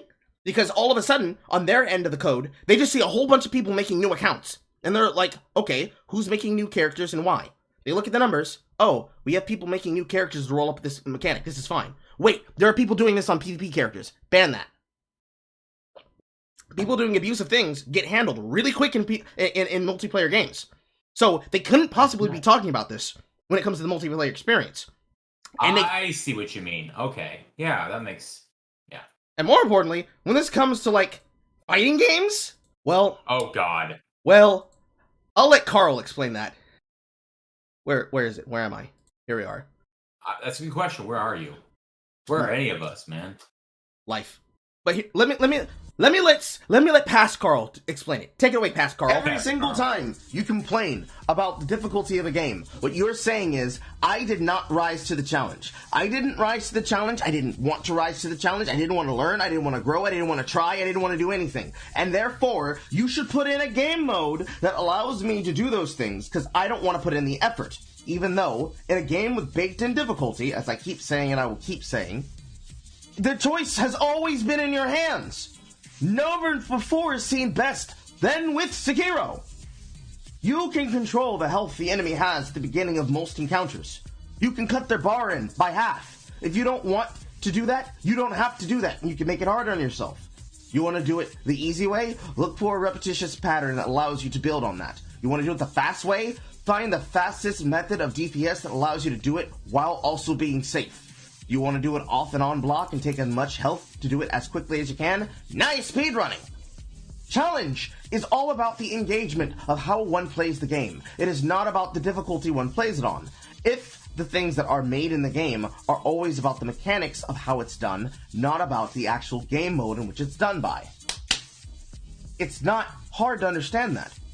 Any person who pretends that it's anything other than have been lying to themselves and to their audiences the entire fucking time. It's not hard to get. It's really not that hard to get. That's why you keep saying From Software. From Software does not have a goddamn difficulty setting. The difficulty setting is the baseline. The baseline is, do you understand the principle? Do you understand the properties of what attacks and defenses do? And do you know how to apply them in order to win? Why am I saying white in my hair? To win the game. When you keep bringing up difficulty, you're talking about things that have a sliding scale. There is no sliding scale when it comes to this kind of concept. So you keep saying these games so that you can then say, well, actually, it is difficult because what if somebody doesn't have the dexterity to win? Are you... What in fighting games to say that? Please walk into a goddamn room of the FGC and say, oh my god, slow down, you're beating my ass too hard. Please, say that on stage. Say that on the line. I'll extrapolate so that so that everybody can understand what I'm saying there. In fighting games, the entire concept is a dude and another dude pick up a controller and a fight stick, and they beat each other's ass on stage with tons of people standing around themselves. And understanding how the game works at a deep level, you get moments like Justin Wong versus Daigo Urahara, his Chun-Li versus his Ken. People constantly referring back to moment 37 don't understand the reason why that happened. Imagine for a moment somebody came into the room and said, wait, stop, Daigo's getting his ass whooped, this isn't fair, reset. So in other words, what you're saying is the people who are complaining about this are Jones. No more Joneses. No, they're Aaron Hansons. Well, worse than Aaron Hansen, if that's even possible. I don't think it is. Because it's not just, oh, I didn't want to learn how the game was teaching me how to do shit. It's never that simple. It's never that simple. Because if it was just, oh, I didn't read what the game told me, because I decided I didn't want to watch a tutorial, I didn't want to read a manual, I didn't want to do anything else, I just wanted to jump into the game and immediately start playing it. And also, I was skipping over all the cutscenes, so I don't know where what's happening in the story, so I don't know where to go next. I'm stranded on Lost, and it's the game's fault. The game didn't hold my hand well enough to tell me what I was doing. That's Aaron Hansen, all right. It's worse than that. It's people who play this game, and also the game itself, is berating me and making me feel like I'm dumb because I'm not learning, because I didn't want to learn. Because I'm either A, an esports player who decided he wanted to go onto a stream and do a thing, and then just started getting mad that I got roasted by the internet because somebody clipped my stream and posted it on Twitter. Yep. B, I'm a games journalist who doesn't want to try because my only job is play this video game and write a review about it, and I don't want to do that. I want to bitch about politics. Well, let me bitch about politics for like an hour and a half. Because what, you want me to write a fucking game about this? You want me to cover companies like Blizzard? You want me to cover companies like Riot, who abuse and rape women? No, I can't do that. Let me talk about how gamers are chuds and how it's actually their fault. How it's our problem, your problem, my problem. Because, you see, you making jokes at my expense because I didn't tell the truth about things that I knew for years, but only decided to talk about when it could politically and expediently and financially boost and help my career, is actually harassment. It's just like Gamergate. That's where we're at right now. Carl, can I make a note of something? Speaking of the whole Jason Schreier bullshit. I mean, it's not just Jason. It's not just Jason Schreier. Oh, it is not just Jason Schreier. Can I say what I was saying? Yes. Can I speak? Okay. Do you know what happened when? Do you know why? There was a time. Okay. When Mombot was on Twitter during the whole change channel bullshit. Okay, and she left for a good deal of time. Okay. And the reason why she came back was literally because Notch added her and said, hey, come back. She's like, okay, I'm back. And you use your Dragon Ball wish on that. And the reason why she left was because someone was aware. Okay, for those who don't remember, the thing that basically the biggest revelation that fucking happened from Change Channel was that the man who killed himself, Wario, was a sexual predator, and the reason why he was fired was because he touched one fan too many. When the day happened that the event that caused him to leave was like basically pushed upon, like when Haley, the HR manager, was told about it, she said, quote, "Not again." Okay? So this was not the first time, and it was later confirmed it was not the first. It was far from the first time. In fact, the person who was mentioned in the document, they're saying, "Oh, we fired Joorio because of that." No, actually, that was someone entirely different, and they were lying out of their ass. Now, with that said, someone knew about Joorio's stuff. Someone actually knew this whole time until literally, and mind you, that people like Mars Girl claim and swear up and down that they knew nothing about this. Okay, but there was someone who did know. There was someone who did know. Okay. And their response was, "Yeah, I knew about it." Like Jason Schreier said, "I knew about it, but I wasn't going to say anything because I didn't want to give Gamergate a win." And the reason why Mombot, God rest her soul, at least on Twitter, left was because she was like, "Am I causing more harm than good?" Because someone decided it was so like whatever about me getting a win or whatever they say, that they kept this quiet. And she fucking left Twitter for ages because of this. I'm sorry. When I first heard about Jason Schreier saying like, "Oh, I knew about this, but I didn't say anything," and "Oh, how dare Gamergate bring this up?" And it's like, wow, it's almost like Gamergate was actually about ethics in fucking games journalism. You are no better than any of these than the person who basically allowed these victims to be fucking silenced because they didn't want to deal with the bullshit. I'm sorry, I have zero respect for Schreier. I've had very little respect for Schreier for quite some time. Okay, but I to be quite honest, Carl, I want to bring this to the attention again. I occasionally bang my horn about the whole change channel bullshit because Mars Girl went after. Apparently, Vic was more important to her, and for lack of a better term, her fucking career, than taking care of the victims that Joorio left. She when Flash brought it up to her, she said, "Oh, do you have any proof about these victims?" And it's like, oh, I can ask the same about the what Vic did. I'm sorry, I'm fucking sick of this bullshit. I'm fucking sick of it. See, that's what I'm getting to. But okay, let me do this because we can't even get there without covering this. Because I want you to understand why it's so important that people pay attention. And if you do nothing else, retweet and like shit. Just retweet shit and like it, and make sure it gets out there. I do it all the time. Okay? Because here's how this goes. Let's go by this timeline. Okay? Mm-hmm. This is the reason why I covered this shit. Okay? Here are the videos in question that I am referring to when I'm talking about the news story. Here's the first one. Here's the second one. Here is the drama that came from the third one, because somebody was bitching and whining and crying. And here's the fourth one. If you go and watch that shit from this man, you will not find the third and fourth video in that video. And the reason why is because he didn't want to tell the truth. It was always about trying to get clout off of me. Even by having to mention it, but even by having to mention it again, this gives them some kind of idea of, haha, we were getting one over. But here's the problem. This connected to the rest of this news. If you look at it, what would be the reason for you to look at this? Obvious. It's because Ashley Roboto is somebody who's used as a defense. How do I know that?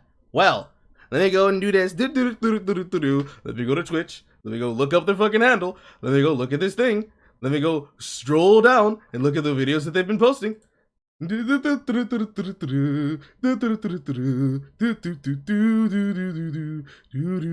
have too much shit in this fucking timeline. Oh Lord! Look at who it is! Man alive! I wonder why people care about this woman's opinion!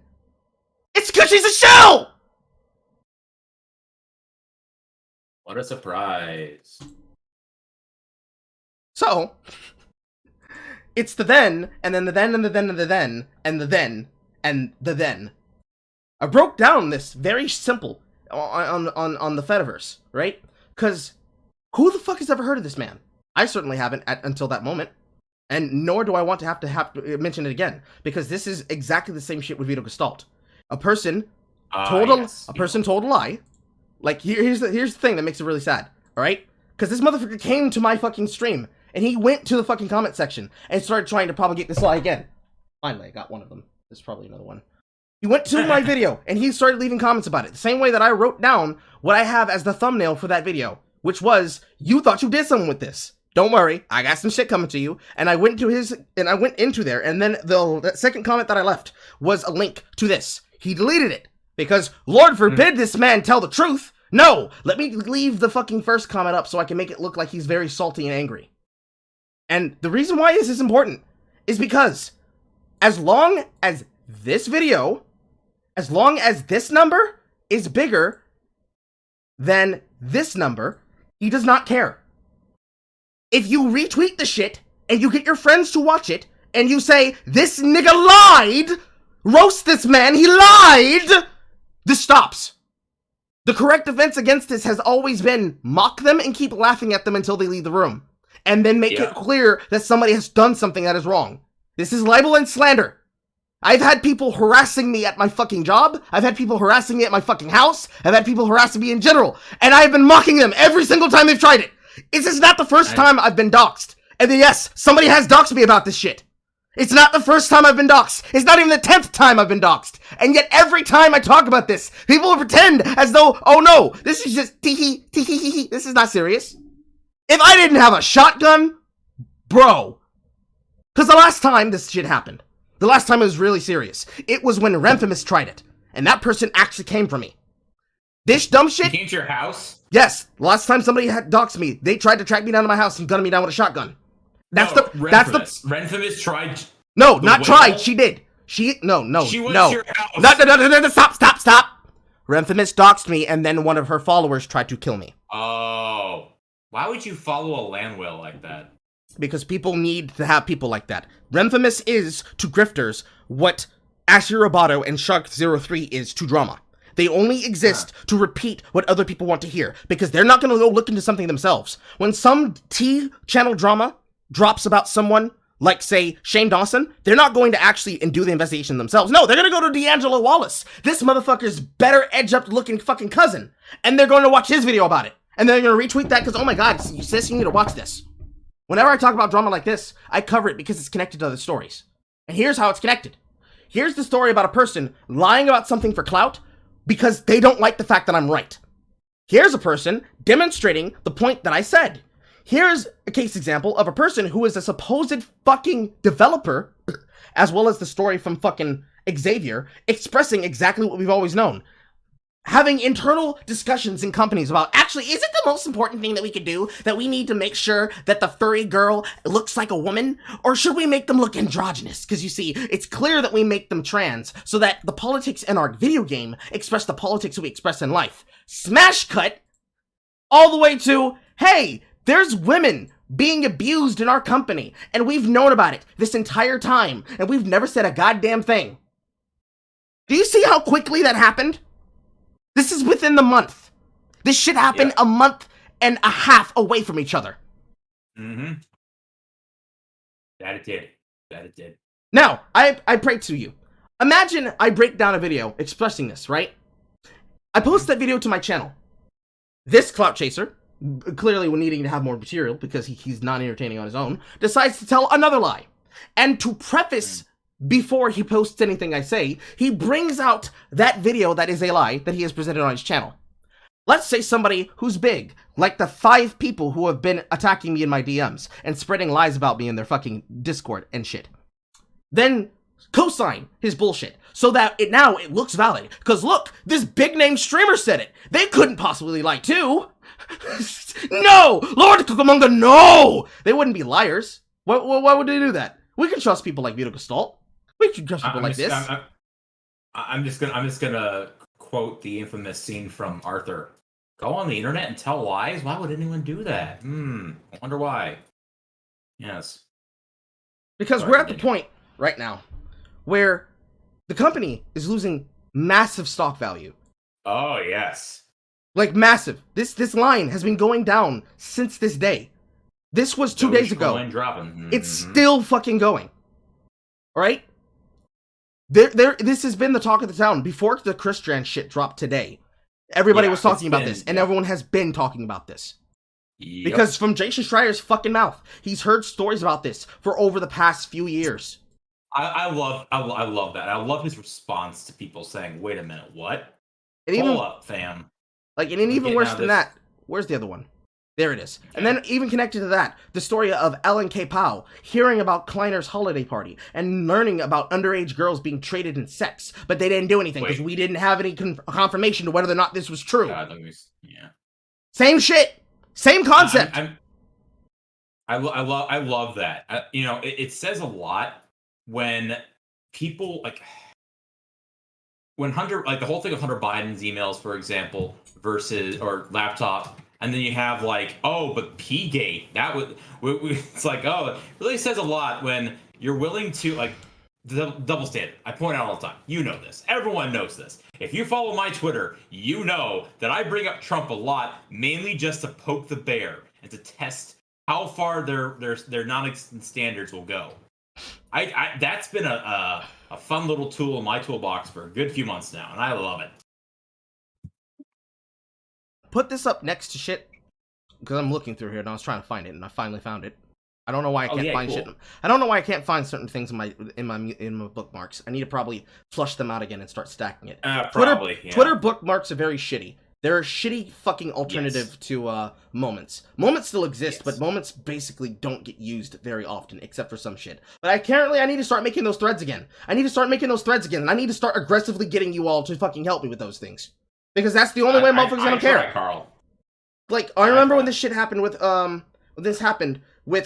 Casanova. When I actually reached out to Nick Monroe, not Dimitri Monroe, Nick Monroe, the journalist, not the e-boy. I remember when he's awesome. I remember when I reached out to Nick Monroe and I asked him, "Do you see what's currently happening right now?" And he said yes. That was basically me telling him, okay, if somebody makes an article about this tomorrow and they write, "Unknown e-boy harasses female journalist," I want you to be the first one to say, that's bullshit. Because I don't have people like that are in my mentions that will repeat the shit that I say.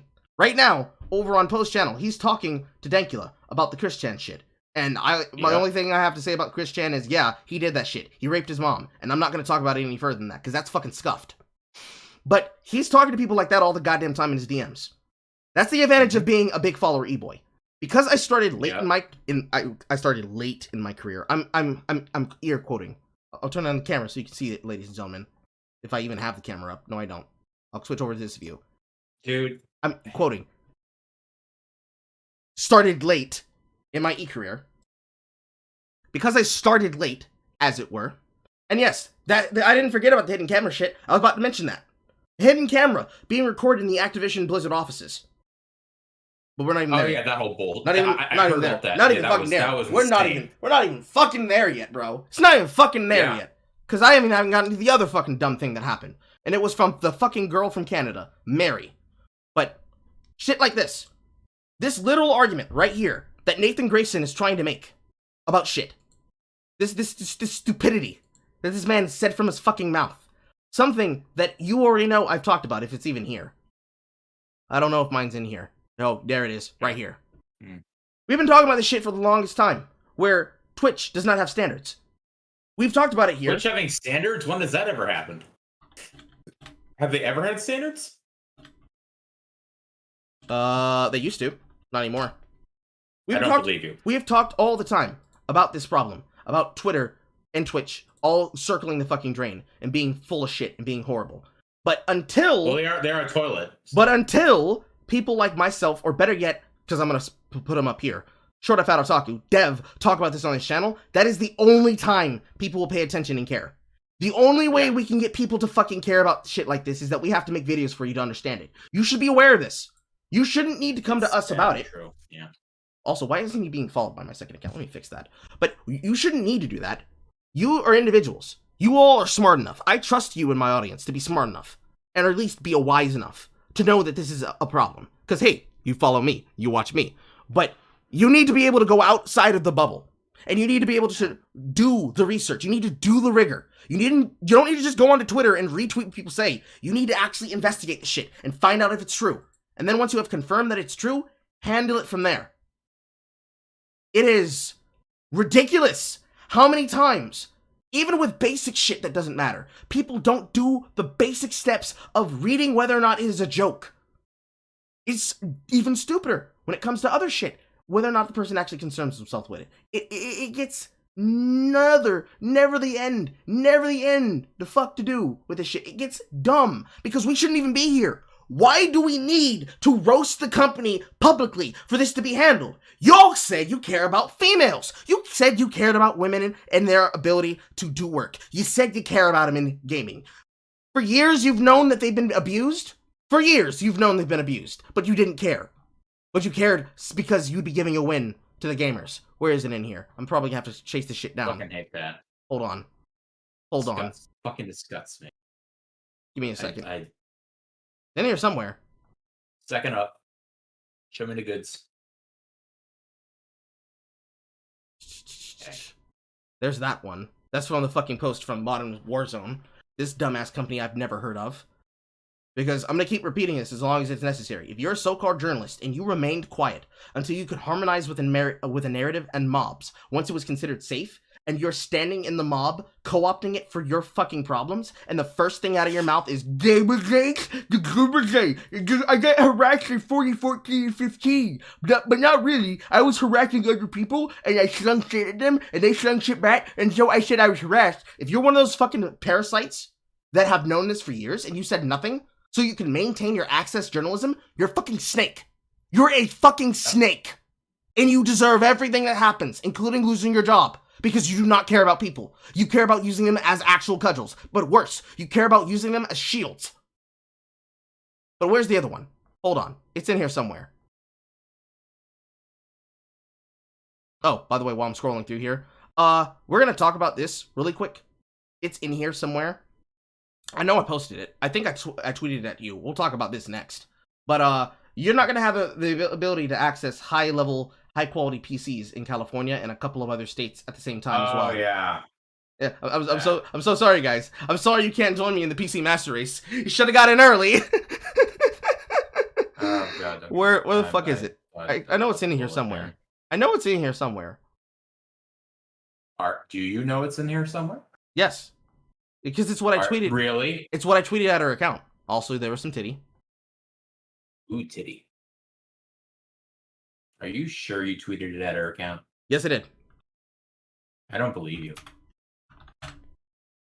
I'm sorry. I'm controlled opposition. See, right here. Look, basically, the girl from Canada, otherwise known as this fucking green-haired feminist writer that nobody has ever fucking heard of, that supposedly writes for the Toronto Star, CAGI Magazine, and Wired, and a couple of other women in games advocate positions. People like this. She went and lied, saying that she was receiving DMs of harassment because of the Activision news.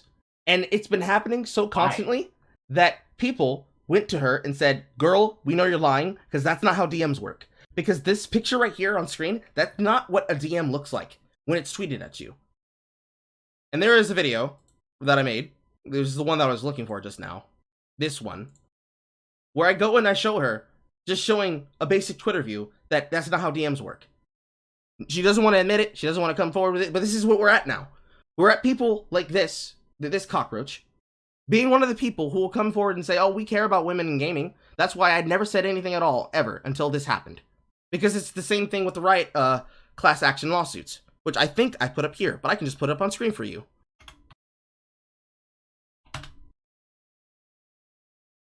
Still running to this day. There is a class lawsuit being ran for Riot Games with women who have been abused in their offices. That was the second time that happened. The first time that happened beforehand was Randy Pitchford and all the abuses that happened in his offices, if not the general dumb shit that happens. If not the general dumb shit that happens with people like Anita Sarkeesian being hired as fucking counselors and her throwing fucking glass pots at people. Oh god. There's Randy Pitchford abusing the fucking voice actor for not Jigsaw, Claptrap, before he got fired. There's this, and now there's Activision Blizzard abusing people in the offices. and it's not from the mouth of some dumbass thread on the internet, not some stupid ass bullshit that isn't real, because this is the other thing with this. This is real. These are documents. Like, this might be a WordPress page, but this is not. This is Superior Court of California. The same court that is suing them. This was in January. This kind of investigation has been going on for years. Specifically for Riot. The shit that's coming to them was the shit that was done exactly the same thing for Activision Blizzard for over 2 years. Where y'all at? What's happening here? What's going on? I would say this is the problem of what happens when you make everything political, and instead of just saying things that are true, you need to imply that you need to tie it through some kind of means that has nothing to do with anything, because this is the problem. Like, even when you were saying you needed to connect it to Gamergate when you were talking about, or connecting the shit with, change the channel to them, I don't even have to mention Gamergate in order to reference this. You should not need to reference some long-dead event of a social movement to refer to the fact that people in the real world right now are getting abused. You should not need it. You shouldn't need to. It is very easy. You don't even have to be political to say it. You don't have to say anything. All you have to say is, yeah, you see that shit? I'm not for that. That's very dumb. And I disagree with that. I don't want to see any of that. I don't want to be associated with that. I don't want to be associated with it. I don't want it to happen to me. I don't want to be happen to you. I don't want anyone to be abused. And any person who said nothing about it, go and get in the chaff sheeper. Get in the wood chipper. Get in. Climb in. Foot first. I want to hear you scream all the way down. Because that's the only thing that you should be doing now, since you decided to stay quiet then. That's the only thing that should happen. What should happen now is what should have happened a long time before. They need to be lobotomized. They need their stock pulled. They need to have their stock officially seized by the SCE. They need to have the company busted up, because at this point, they need to be trust busted. The same way that companies like Google need to be trust busted, or rather, Alphabet. Yes. They need to be busted. You need to fire everyone, including Bobby fucking Goblin Kotick himself. You need to make them return the money. You need to give them settlements. Because everyone who's signed up, who hasn't already left the office, if you stay with Blizzard Activision at this point, after it has been revealed that this is real, after a person has died, but even before a person died, when people were being abused in the offices, when men and women were being raped, but they only ever talk about the women. So let's speak their language. When the women were being raped, when the women were being besmirched, when they were being ogled at, when they were being mocked and having their pictures shared around the office cubicles, when they were being constantly passed over and given the work of their superiors, and they were not being given credit for the work they did. Unironically, the shit that they claimed happened to Amy Hennig happened to these women in this office, and no one said anything. They go on to dates with their officials. You have pregnant women who are the top of their fucking field in the HR department and the customer service department, carrying the fucking weight of the company on their shoulders, and they're being told, "You look tired. You need to go home. You need to do anything because we only know you're here because you're too pregnant and your man don't want you at home." When all that shit was happening, you should have been the first ones in line. You should have been the first ones in line. And since you weren't, goddamn, I guess it's time for you to go. No, we don't have to worry about reading your dumbass articles anymore. Just get fired. That's it. That's all that needs to happen at this point. There's no other interpretation. Because any other interpretation means that we accept harassment here. Like, not jokes, not memeing, not dogging you out because you know you're dumb. Harassment. Certifiable, we're gonna control your life. We're going to control your career, and no one's ever going to hear about it because we control the news. Harassment. This kind of shit shouldn't happen. The fact that I'm talking about this is funny. I have to say that it's controversial is pretty sad. Agreed. Because right now, I didn't know this until I actually looked it up, because I listen to him all the fucking time. He's actually one of the people, along with, Nick, that actually helped me with the actual learning how to be a journalist part. But Richard Lewis, the name that I mention a lot when it comes to esports, this is the man who is considered to be a dirty word in the offices of Riot. And the reason why he's considered a dirty word in the office of Riot is because he's one of the people who reports on the news. Right now, he is talking about this probably on the Four Horsemen. Yes, he is, or they were on the Four Horsemen earlier. He and a bunch of other people in the esports field have been talking about this shit for a long ass while now. The same way that I, you, Poe, Wang, Justin Wang, talk about internet drama and internet stupidity, he talks about esports shit. And they made a podcast format called The Four Horsemen, which I think we should probably start using for our own podcast. Just as a way to drum up fucking hits. They find out a story that's happening that week, or happened that month, or happened in that news cycle, and they will not go live to talk about it unless they hit a specific threshold of refollows and retweets, so that they can be able to go live. Even if it's just this amount of interaction between himself, Monte Cristo, Thorin, and a additional fourth horseman that specifically has experience in that field. They don't go live with their show until they have people that are going to show, oh, do you think this is newsworthy? They were all the fuck over this shit. Actually, let me go to the Twitch TV right now, and let me see if it's on their Insight on Esports channel. Yeah, it is, right here. They've already talked about this for 4 hours yesterday about this specific topic and all these other topics that they talk about. You don't see any of these esports journalists doing this. You don't see them doing this about any fucking thing. When it comes to riot press policies, you don't see it happening when it comes to having discussions with up-and-comers in the field. You don't hear this talking about most people when they're talking about topics like this in a general sense. You don't usually get to see this kind of shit, because how many people actually pay attention to the esports side of the scene? They don't. They just look at what happens on a streamer's stream, and then they say words. Motherfuckers just literally say anything at this day and age, and it kills me on the inside. Because imagine, if this is what you're seeing now, imagine if you were in half the places where I am, seeing this shit happen as it's going on. That's the shit that boils me to my fucking blood. Especially considering the fact that I play video games, and I'm serious about it. Just playing the video games gives me access to know this. Because if you actually are a competitive player, the fact that people have takes like this, when it comes to something as dumb, but as basic as, oh, well, it couldn't really be that much of a problem, could it? Imagine, yes, it can imagine for a moment, right? Imagine a person cheats through a competitive sport, and all they have ever done in their career is cheat. And then they actually have to get into an arena full of people where they do nothing but eat, sleep, and piss their workout performance and their regimen, and they go live, and they have to compete against these people without cheating. What you usually expect to happen? They get their ass whooped, right? Like, imagine... Actually, no, it's comparable. Imagine right now, the woman who ended up losing her shit because she did a little bit of weed for the Olympics.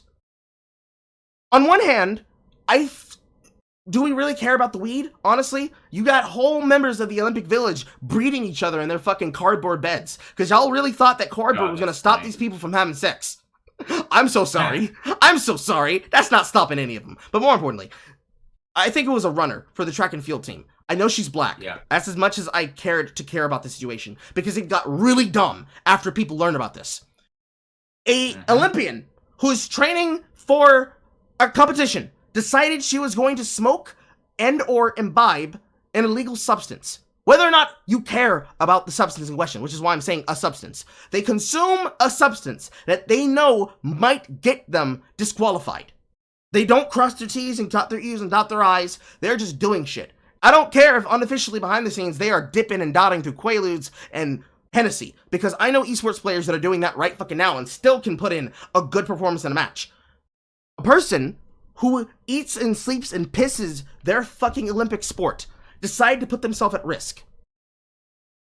That should be an open and shut case. But it wasn't. Yeah. And the reason why? Because he was black. Yeah, pretty much. And also Japan is against weed. That too. It doesn't matter whatever you think about that situation. She knew what the fuck she was doing. She knew what she put at risk, and there's no excuse. Even if you want to give her an excuse, there is no excuse. You know this is happening in your life. You trained for this, right? We got the anime sharpshooter. Like, did this happen to the anime sharpshooter? No. She did what she was supposed to do, and she took home a fucking reward for it. People immediately after finding out who that was, followed the account. With all of this bullshit about her, all she did was complain, and then she dropped out the competition. Imagine if that was your horse. It's wild. It's wild. It's wild. It's wild. It is. It is, in fact, wild, yes. To cap off that... Why we're here, Carl. It's why why we're here, Carl. What? What did you say? I was about to finish off, and then you said, why are we here? No, I said that's why we're here, is what I said. Well, yes. This Hold is... these shitters accountable. Like, this is the problem, okay? or at least this is one of the problems. It's one of the bigger problems. We've gotten to a point when it comes to talking about the internet and talking about hobbies and consumer culture that everything's blending together and has continued to blend together, where topics end up piling on to each other. Because if you wait long enough, like I have been, because all the shit that I just showed you is about to go into the rebuttal video that I have for him. Since motherfuckers decide they don't want to watch things, I'm just going to put something together for them, and then when they start saying, oh, well, that's not serious, I'm going to start posting Cope and Seed at them. The same way I've been posting Cope and Seed Fat Man at Vito. If what it takes to get you to care is I have to put together a 10-minute video to describe why your take is dumb and get my audience to go over it, and then when you say, oh no, there's not enough detail, I make an even more detailed video, and I make it even shorter, and I demonstrate it on screen for 5 minutes or 5 seconds, if that's what has to happen in order to get people to give a shit about these things, that's what I'm gonna do. And I'm gonna ride the goddamn wave on the stupidity all the way to the top. Because it shouldn't fucking happen anymore. You should have the gumption to know, but they don't. And the reason why is because it's political.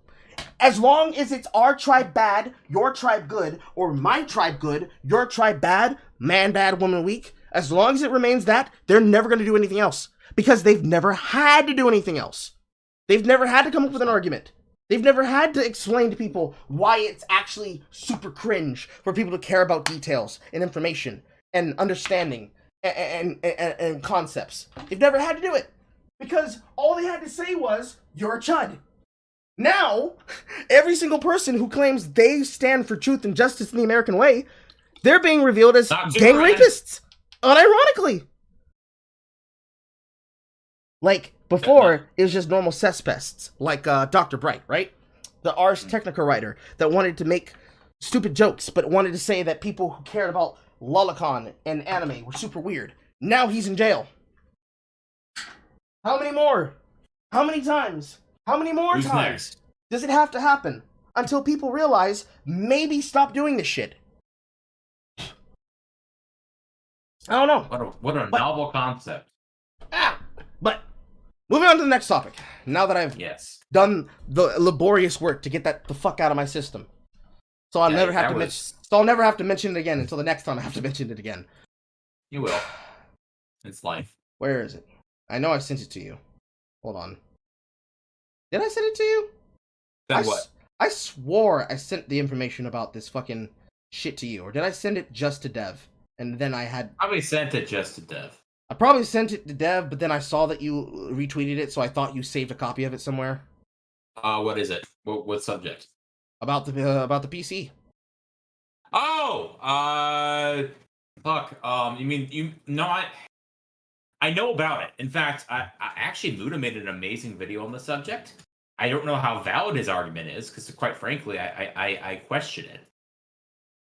Send me a link to it and we can watch it right now. Oh, by all means. Let me go grab it. Because, yeah.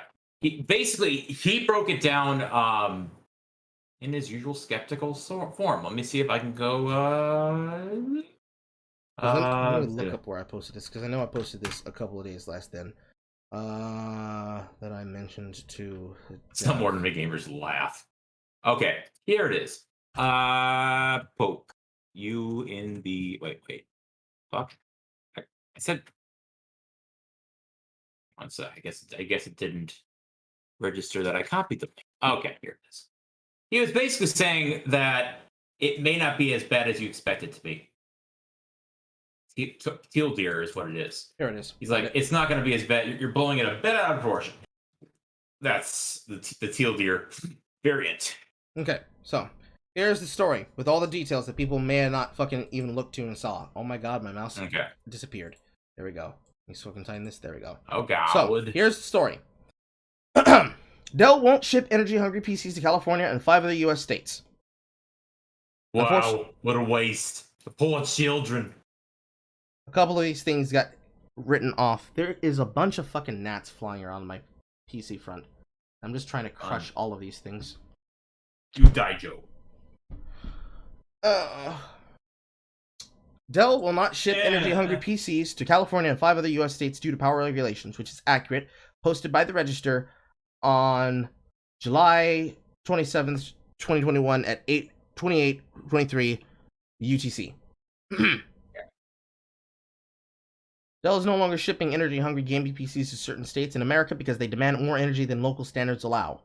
Customers seeking to purchase, for example, an Alienware Aurora Ryzen Edition R10 gaming desktop from Dell's website and have it shipped to California now are presented with a message that tells buyers that they're out of luck. This is concurrent, and it is true. Go off screen for a second because I'm not showing you my DMs. When? Hold on.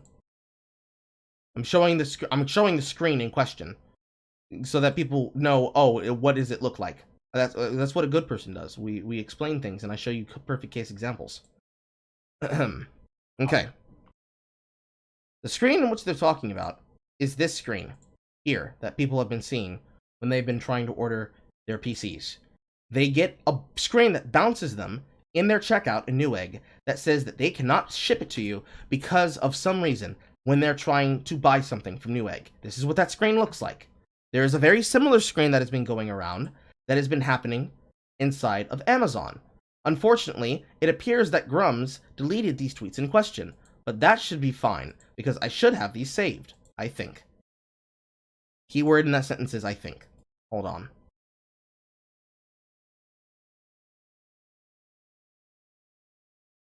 I think, therefore, I am depressed.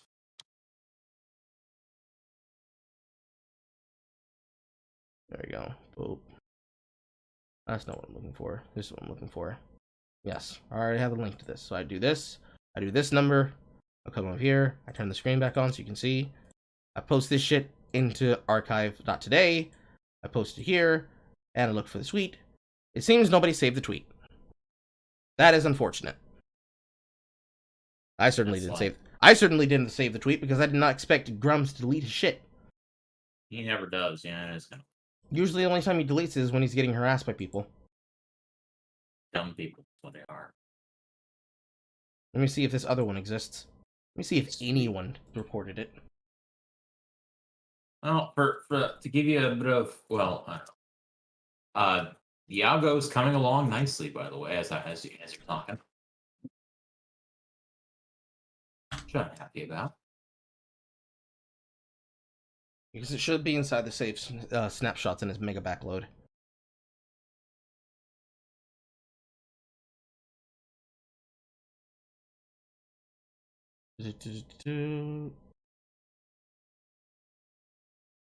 Listen starts. Company spending so much. Is information about a starts. The start situation is pretty much the Game Workshop, the people who make Warhammer 40k. Bought a fan creator, and they're basically making them take their shit down so they can action people about it, and it was basically making them remove their work so that it can't exist, which is fucked up. Arch did an amazing video on that. If you guys want to look into that, I was literally watching that today when I was at work. I cannot recommend it enough. So yeah, that's a bunch of horse shit, if you ask me. Okay, here we go. Here's why we use archives, ladies and gentlemen. I'm doing it live for you. doing it now. This was posted July 28th at 16:40 UTC, which means it was posted at about 4 o'clock. 4:40 to be exact. I reached out to our dev contacts at NVIDIA and AMC to see what's up with the power ban issue in California. If they have public info to share, I will pass it along here. I can't imagine what it would do to their sales not being able to sell gaming rigs or components in CA. Looks like it's multiple states from the Dell page, which it is. California, Colorado, Hawaii, Oregon, Vermont, or Washington. 6 states in question. Another one here that I just saw. Where is it? Should be this one.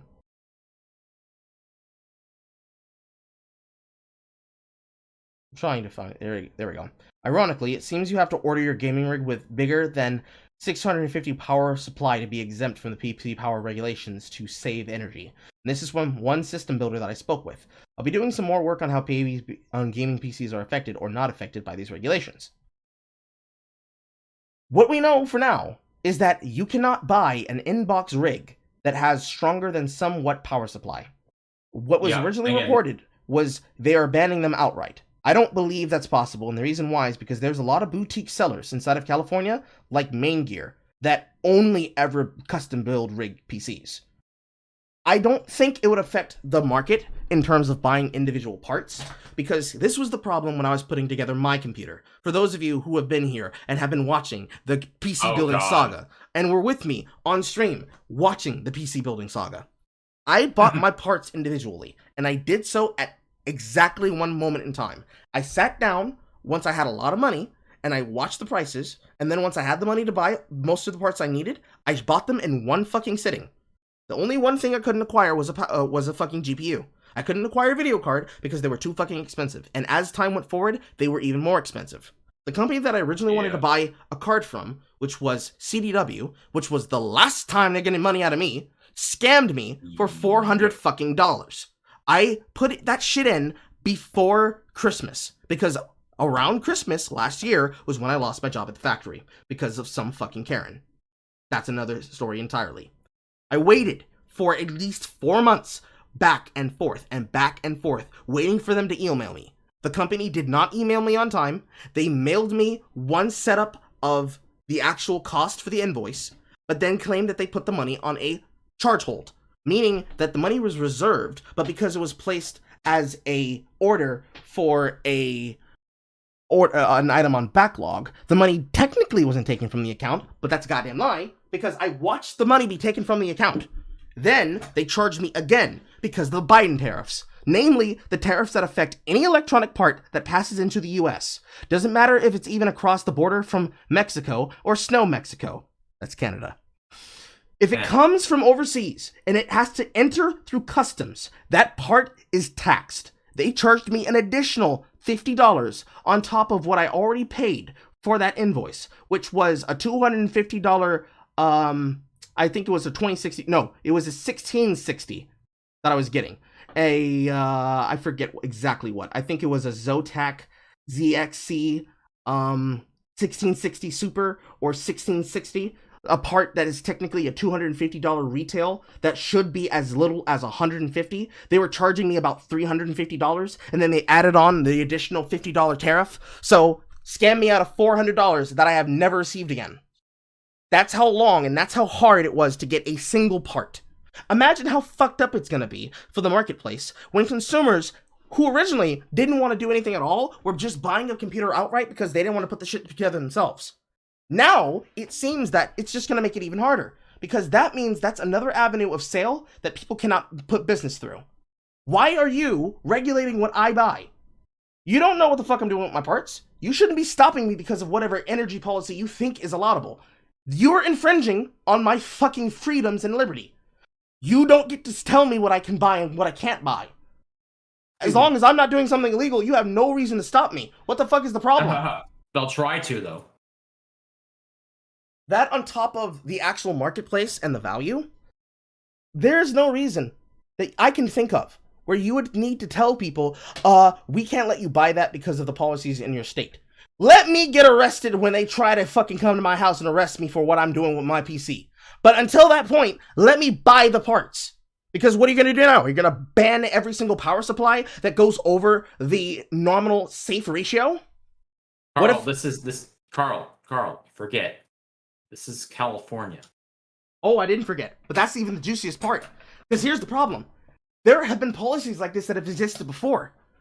What is going to happen to the retailers and what's going to happen to the individuals who run small businesses or who are people who run managing companies and firms that work in data collection and data storage? Are you going to cut them off from having high-tier supplies for their server farms with Threadrippers and shit? You're going to stop them from having the necessary function for their power supplies? Are you going to stop companies like the company that I happen to work for with their ability to store their data and information? Because I work for a person who deals with credit cards and deals with credit card information as a financial backer. You're not going to stop them from doing that, and I know you're not, because they pay a lot of money to keep the lights on in my job. We have to produce so much shit that if we were to shut down for a single day, someone in the world is going to lose $1 to $7 trillion. Because credit cards make a lot of money. You're not gonna hold them back. No, what you're gonna do is you're gonna give a fucking kickback to the mega conglomerate that's doing the financial exchange. You're not gonna lock people out of the Roth IRAs. You're not gonna lock the fucking major banks out of their shit, but you will lock out Johnny Come Lately who's setting up a fucking small business and needs the fucking processing power. You will fuck over people like Linus Tech Tips. and then say, "Oh, well, I'm so sorry, Mr. Linus. I didn't know that we were fucking with you." You do the same thing to fucking J2 Tips. Or J2 Cents. You do the same thing to Gamer Nexus. You do the same thing to a bunch of other fucking people whose job it is to help consumers understand how they're supposed to navigate the marketplace when it comes to problems like this. They're not gonna have a foot to fucking stand on, because you're taking the foot from underneath them because some fucking commie wants to worry about a new energy deal, because that's all this is. This is bullshit directly out of the new Green Deal bullshit that worries about shit like cow farts. Now they're just fucking with you directly in your liberty. Before, it was, we're going to do this to you, but they're going to say, well, you're helping the environment and climate change. Now they're dropping the facade, basically. Yeah, they're just telling you, we don't want you to have this. But you know what's really fucked up about this? Is the same thing that happens to come about this being that the people who are pushing this happens to be companies like Sony. Now, I explained that on his or not on his podcast, but on his stream. I explained this to Dev in his chat. But basically, it's like this. California is the place where you have what? A lot of game developers. What's not going to be affected, or is rather going to be benefiting the most from limiting and restricting the amount of people who have access to gaming PCs and to gaming paraphernalia? Consoles. Who is the biggest person who likes to scream about what people can and can't do with their consoles? Sony. Specifically Sony of America. What did Sony of America... Carl, Sony of America is Sony. Well, I know, but they're still a Japanese department. They haven't been shuttered yet. They shut that down. True. But I'm talking about the concept of the developers. See, here's the problem. They're shut down. You have Western developers lecturing the Eastern Bloc of gaming developers about what needs to go in their fucking games. Okay? Mm-hmm. They moved their headquarters to California, and as soon as they did, they were being subterfuged on and now are being used and co-opted by activists, saying, no, you can't have your anime titty game, but you know what you should have? You should have people beating the shit out of each other in a violent video game where women are getting brutalized, cut, murdered, and raped, because remember, it's men and women, but they're focusing on the women, so let's use it how they use it. You're beating and brutalizing women, and then you're having on-screen sex scenes between people like Miss Ma'am Abigail, Macho Ma'am Randy Savage. Macho Ma'am Tranny Savage. That's right. You have this kind of shit. Ma'am. You have shit like this going on, but you're worried about video games like fucking Honey Pop. But then at the same time, you'll run video games and you'll monetize shit like Dream Daddy, made up by people like Aaron Hansen, who is one of the key case examples of exactly why people don't understand these things, because these people lie about what the fuck is the background behind these problems. Because they only ever present them through the lens that helps them be able to use people as cudgels. Because the problem here is that Sony of America, or Sony, no matter how you want to go about it, Sony, especially under the head and lead of people like Naughty Dog's fucking Neil Druckmann, are people who believe that they do that to make games better and make them safe and inclusive and whatever, especially from people like Xavier, who supposedly had a hand in designing shit like Ratchet & Clank: A Rift Apart. God damn. You have a marketplace that is about to be subjugated by an artificial method of manipulating the marketplace, where you have a whole bunch of people who are not going to have access to shit. And you already have Sony having acquired Evo. And the reason they acquired Evo, let me see if I can scrounge that up, is because of people like Joey Claire.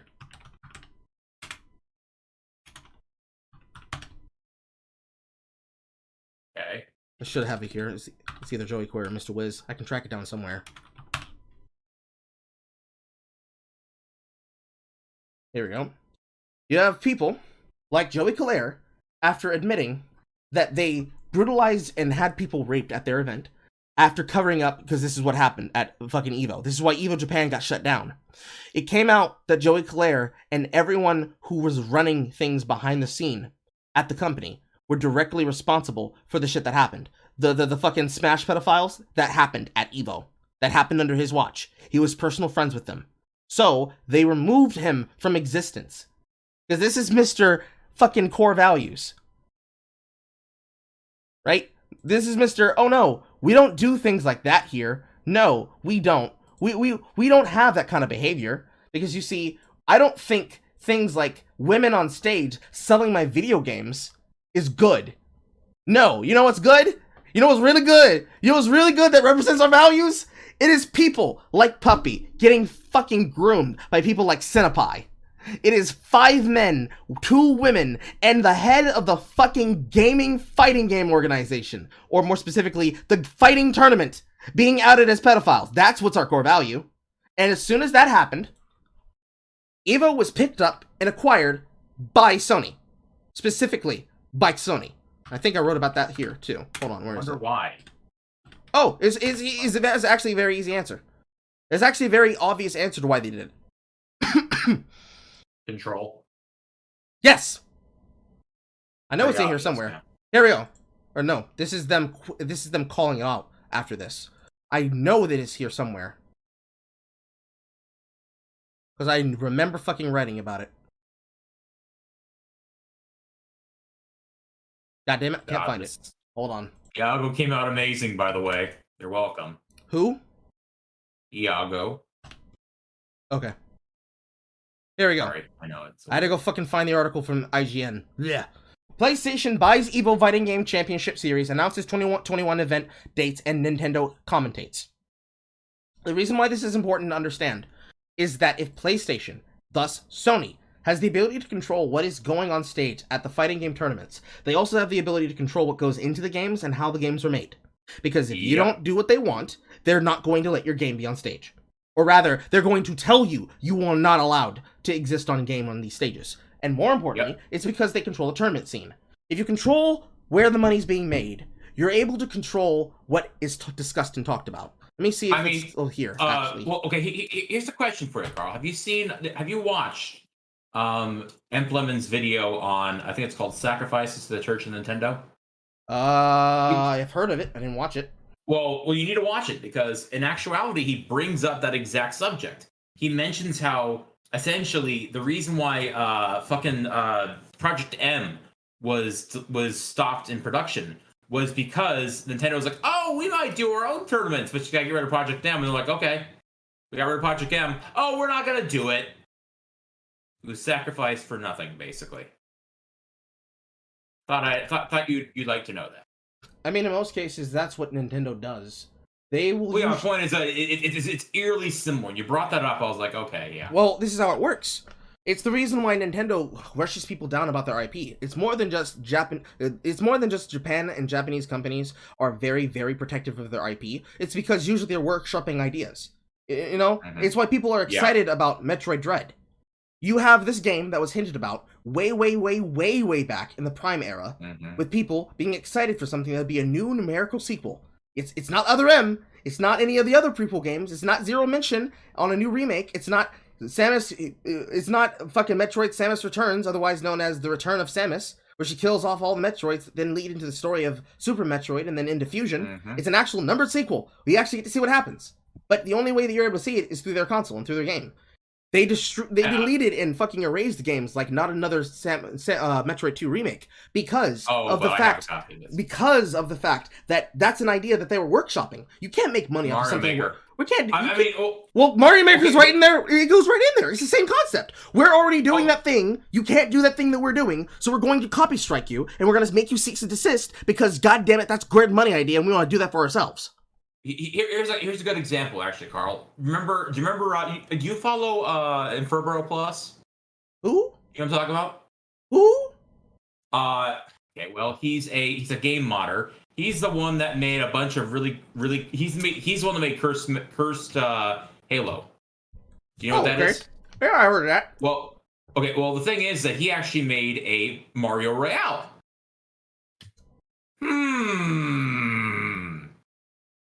Imagine that. It's almost like the reason why they took it down was because it proves your point. I mean, yeah. He made a Mario Royale, and all of a sudden, Nintendo's like, you're taking this down right now. And then later on, Mario 35 just happens to come across. Also, if you have not watched Neural's videos on copyright, again, what are you doing? Get over there and watch them. After the stream, obviously, but his videos on the subject are even referenced by Empleman, and I cannot recommend his channel enough. His comedy is some of the best I've seen. But yeah, Iago's coming out really great, for the record. I can't wait to start having him animate him saying the game, claiming, wanting to start saying the gamer word. You know, that's gonna be fun. He's oh god, this looks so good. I'm sorry. Continue. Okay, It so looks so good. this is the reason why this is important, because this thing is already happening right now with Twitch. Okay, Twitch has been doing this for a while, trying to break into the tournament scene, because you have Twitch rivals, right? But the thing about Twitch rivals is that that's just something that the site does basically to promote the opinions and the audience of people that they know they can be able to get people to get subs on. That's really what that exists for. Yes, it's for fun. Usually, yes, it's being done for charity, but a lot of the times it's for cash money. If I whoop somebody's ass on a tournament stream and it goes viral, that's me getting more exposure. Exposure equals growth of audience. If I whoop somebody's ass, let me repeat it again so you understand. If I whoop your ass on a fucking stream, dog out, complete shutout, 3-0, you never got a hit on me. I did every extreme hard combo, that every single fucking breakdown, like the fucking esports channel that I can't remember the name of, that likes to talk a lot of shit. I don't remember what their name is, but I'll look it up later. You know the one I'm talking about if you're aware of the one that puts in their top bio, don't at us. I don't remember what its name is called, because I only ever see it when somebody's talking about some dumb shit. But if you know what channel I'm talking about, you know who I'm talking about. When you have a person control the tournament and everything that happens inside of it, and the presentation of it, the people who are behaving and are interacting inside of it, you're able to control the entire community from the top down. Because this is how Riot, and this is how Smite, controls their collegiate and also their premier professional scenes. In the olden days, much like with voice acting and becoming a professional voice actor, it was a lot more of a Wild West. The way that you got seen and noticed was by making a fan dub. But you see, we don't do that anymore. Irony. We were never supposed to do that, because that's stealing IP. But in your mind, you say, well, then how would people learn about me? This would be one of those examples. Another way of this, to compare it to that, the way that you're supposed to make it up the ladder now is from hard work, dedication, honing your craft, constantly doing the shit you're doing, but then also doing shit of your own. That's how you get forward in being a voice actor. So you get onto an original series where somebody hires you for a voice, or you do a comic dub with somebody who gives you the permission and the right to do a dub over of their comic. Like, say, if I was to do something for Deputy Rust, if I was to be hired for him to interact with him on Unbreakable Iron Ranger, or something like that, because I was actually doing some auditions for his work there. Well, Carl, here's a great example is how I've gotten noticed was I decided I was just describing this today. I decided I was going to do a bunch of, I decided to animate Gundam, and he loved that stuff. And I knew that because I had seen people who had done similar things for other creators, where they basically decided I'm gonna animate. Like, best example I always think of is the beautiful little moment from JonTron and Ego Raptor from fucking when they're playing Sonic 06. You remember that animation where exactly. Everyone remembers it. Yes, exactly. That's one of the examples. So here, when it comes to the streaming sides of shit, the problem that happens here is that when you have a person like Twitch have a control of this, I'm going to show you real time. Here's the problem. Okay? I'm going to show you real time. Okay. Mm-hmm. Here is the browser page. I have it listed on high to low. The top categories right now on this shit-ass website is Just Chatting, GTA, League of Legends, Fortnite, Valorant, Warzone, Apex Legends, New World, Minecraft, Dead by Daylight, Counter-Strike, Final Fantasy XIV, Escape from Tarkov, Dota 2, ASMR, for reasons we already know, Shadowlands, ha ha ha, music, War by Grow Games, and then Genshin, and a whole bunch of other shit. And then here's Path of Exile, right? Let me go to Path of Exile section. Here's all the people who are going to be seen, period. Right here. These first two rows. The reason why is because on this website, it's not about who's in your audience and about who's solid on what they're talking about. It is who is known and who is being discussed and who is top of the board. Okay? That's all it's ever been. To complain that it's like this is not to address the problem. Because you see, if you actually go to my channel and you actually watch the shit that was said to me by fucking Natalie on that fucking video. God damn it. If you go here and you watch this breakdown from 2 years ago that I gave for 1 hour and 17 minutes, the entire point Natalie was trying to complain about here is, oh, you think that because I have boobs, that's the reason you're not popular? No, I don't think I'm popular because of that or anything. I just know that this website... Yes, I do, and they are luscious. But the problem that exists is not, oh my god, I can't make it because Mathel's on the top. Oh no, I can't make it because Crip's on the top. Oh no, I can't make it because Sheep Farmer's on the top. It's because I know for a fact I'm not going to make it because the people they're going to pick for this are people who are already known. How do I get there if I can't be able to break through and do something to get noticed? I have to, oh, what's that? Go on the internet and talk about shit? Damn! Well, I did that. I absolutely did that, internet. I did exactly what you said. I went outside, I touched grass, and I learned about a thing, and I learned about a topic, and I talked about it, and oh my god, no! Somebody clout chased off of me! How did this happen?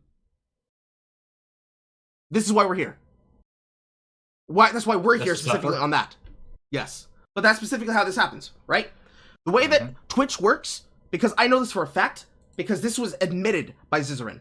He said this on the Stalling podcast, to be exact. And I'm going to show you the exact clip in question, because I posted this on the timeline. But since I'm already here, I can just show you right here in my clips. Because he posted this on the timeline. Or he posted this on the thing. Right here. You know, the thing! Yeah, you do. On Twitch Council, bro. On Twitch Council. Yeah, does that actually do anything? Do you have to do anything with that? It's like a focus group. Oh. So you still have to like talk about shit from time to time with everyone, or what? Yeah. I don't necessarily think it's done the most. I mean, I feel like you've made any impactful changes to I can't talk about specifics, which I don't like. I want it to be more transparent. I wasn't planning on talking about it on this podcast. The only thing I will say, there was one change to propose, and I was like, please don't do this. This will cause a lot of backlash. This is a terrible change. And they were like, you know what? You make a good point. We're not going to make this change. So it has done something. Oh, shit. It has done one. Tell us. I can. I'm going to play that again at normal speed, because I know a lot of people don't pay attention. I'm going to turn the volume up. I'm going to play that at normal speed, because I know some of y'all, you just don't have the talent for research like I do. I want you to hear what he says again. Yeah, it says you didn't have to specify it. It's... yeah, you do. Well, aesthetically, Yeah, you do. so, you know. Banned. It's on the Twitch Council, bro. On Twitch Council. Yeah, does that actually do anything? Do you have to do anything with that? It's like a right focus now? group. Oh. So you still, do you still have to, talk about shit from time to time with Yeah. everyone, or what? Yeah. So, keywords there. Also, these are the people who I'm talking about, okay? When I say Ziz, Mathel, Stillamage, Quinn, these are 4 of the bigger Path of Exile streamers. Because these guys do shit like this, they are known. They are known individuals. They will never not be in the news for something that they talk about, because people will watch their streams and then post about it, and then post about it to other streamers, and then mention it to other streamers. They interact together. So because they already do shit and then they interact here, this is another way to do that. This happens a lot. It's actually one of the reasons I started doing the podcast, because I wanted to talk about shit like this, and I wanted to be able to bring shit to this to the attention of the audience here. But I want you to pay attention to what he just said there. Yes, we do still meet up, and it's a focus group. Remember when this situation happened with Stephanie Lore and her partner, Lizzie Lervita, where Lizzie went on to harass people who are dyslexic like myself, telling them they have no business to talk about this thing when she interjected herself into a conversation she didn't need to be in, and then harassed people, and then thought throwing money at a charity would get the heat off of her before immediately deleting her tweets? Or specifically Stephanie Lore herself, Dear Girl, where everybody started to focus in on the fact that she is, or he is, depending on how you see it. Their pronouns are she, so I call them she. Doesn't matter. But remember when they brag saying, I have power, I'm gonna get you removed from the website, I'm gonna get you banned, and then they had to fucking erase that? I'm the god! And they had to fucking apologize for it, and had to say, oh, we had our first meeting today, we talked about shit. This is a focus group. Why does a person from the ADL, because she's an ADL plant, she works for the Anti-Defamation League, why does the ADL need to have a seat on a council where they're talking about Twitch safety for how streamers play video games? How do you need to talk to a focus group about, hey, here's some changes we're going to be bringing to the website, or here's an announcement and a change that we're going to do? Why do you need to have the opinion of people like Ziz? This is an obvious answer. I'm setting this up. It's because people like Co-Carnage and Ziz, who are 2 streamers who are on the council, who have always been saying they need to be open and expressive and they need to discuss things with people, they aren't the people you should be running to. You should be listening to the people who are on the website and using shit. This is also another thing behind this that goes along with people like Devin Nash. Because on this topic, Devin Nash has made many talks about specifically shit like this, okay? He's made talks about this with losing faith in Twitch and how they have been failing. Namely, they've been failing on how to behave when it comes to Twitch metas. They've been failing to address problems. He has addressed the fact that Twitch is a pimp that basically locks you into an exclusivity contract and doesn't allow you to monetize other platforms. But that doesn't even matter because Twitch doesn't even enforce that anymore. Not really. They don't. The only time they care is if you do something that makes you upset. Or that makes them upset. That's the only time they care. He talked about his losing faith in them. He talked about why she lost her fucking ad revenue. He's been talking about how to turn shit into a $1,000 billion career. How to be able to recommend Divinash enough. How to fucking deal with problems like this. What serious issues are happening. He's been talking about this shit for fucking years. And people do not say his name. Because this is somebody who literally looks at the business side of this shit. People like me, people like everyone else, or rather to put this in a better way, people like Howie.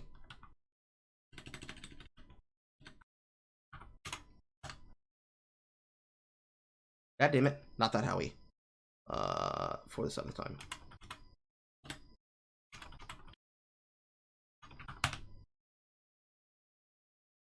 People like Howie are the nexus of what we're supposed to see when we talk about culture on this website. To look at Howie's channel is to look at a time capsule of fun. Mitch Jones drama. Fucking Fat Fuck Greek. Fucking Ape Not Cage. Dealing with Trainwreck. Dealing with the bullshit of people complaining about Twitch. People talking about Pokimane. People talking about Caterino cheating on fucking what's his face? Whose name I can't remember. All this shit. All of these things blend into each other because this is the culture. Like, this is the culture. This man is the business. Devin Nash is the business. People like me are about the topical stupidity that happens day to day. It's just like how Poe is. And even right now, as he's talking about this shit over there, we're talking about this here. And the reason it has to be talked about is because this shit actually fucking matters. The way you run the website matters. Because if you, yes, Indeed. Call me Carson. The way that you run the shit fucking matters. Because the fact that Ziz has to say this here so that people can hear it and at least understand is important. Because people care about Ziz's opinion. I don't care about Stephanie Lore's opinion because I know they're there to get money. Because, oh, it's because we need to hunt down white supremacy in gaming. I don't know. I think the white supremacy is centered inside of the Activision, inside of the Activision office. What do you think? I think we should raid the place. Imagine what we'd find. But then he continues, all right? I don't necessarily think it's done the most. I mean, I was about to say, feel like you've made any impactful changes to the I can't talk about such? specifics, which I don't like. I want it to be more transparent. I wasn't planning on talking about it on this podcast. The only thing I will say, there was one change they proposed, and I was like, please don't do this. This will cause a lot of backlash. This is a terrible change. And they were like, you know what? You make a good point. We're not going to make this change. So it has done something. Holy shit. Has Okay, done what are one. they You gonna gotta do? listen to. Tell us. I can. I Okay. can say that. Apparently, Sounds good. Frost I'll is tell going someone. live, but Jay's going No, but live, it was just so something you good. know. Who? Frozen Binary Dev. Okay. So, just so you guys know, go give her some love when we're done here, okay? Mm. She's awesome. Jay is literally the smartest person I know. Anyway, Sorry. this is I know a it's kind of PoE cutting podcast. off, but still. It was a good thing. No, it's not. It's a stalling podcast. So, directly from fucking Ziz's mouth, the Twitch Safety Council is a focus group that presents changes to the internals of the group and discusses whether or not it is a good look. Which makes a lot of sense, doesn't it? Like, there didn't used to be a panel on the side of this here that was talking about copyrights on my channel. Right? That only happened because they got raked over the fucking coals. Because of how they behaved concerning not helping people with the RIAA. It used not to be a copyright claims manager where I needed to have that told to me because I know how to follow the fucking rules. I understand what copyright infringement and what fair use is. Twitch does not. They do not care. Granted, it's a very long thing to get off of the way of understanding about this, but I need to tell you that so that you understand this, okay? When I see shit like this that says the summer update for a fighting game is going exclusively to Twitch, we're only going to talk about this platform, I see a monopoly. And worse, I see a hegemon. When I see shit like this, I see a hegemon. Because somebody's benefiting from this. The people who are benefiting? The California Energy Commission. Because the people who are going to push this are going to take this to lobbyists inside of Capitol Hill. They're going to take it to the lobbyists, and the lobbyists are going to make a lot of fucking noise. And they're going to make money off the fact that, oh, you want to have this for your company? You're going to have to kick me some fucking benefits on the table, and you're going to have to vote for me when when I go for re-election this month. That's how business gets done. Yep.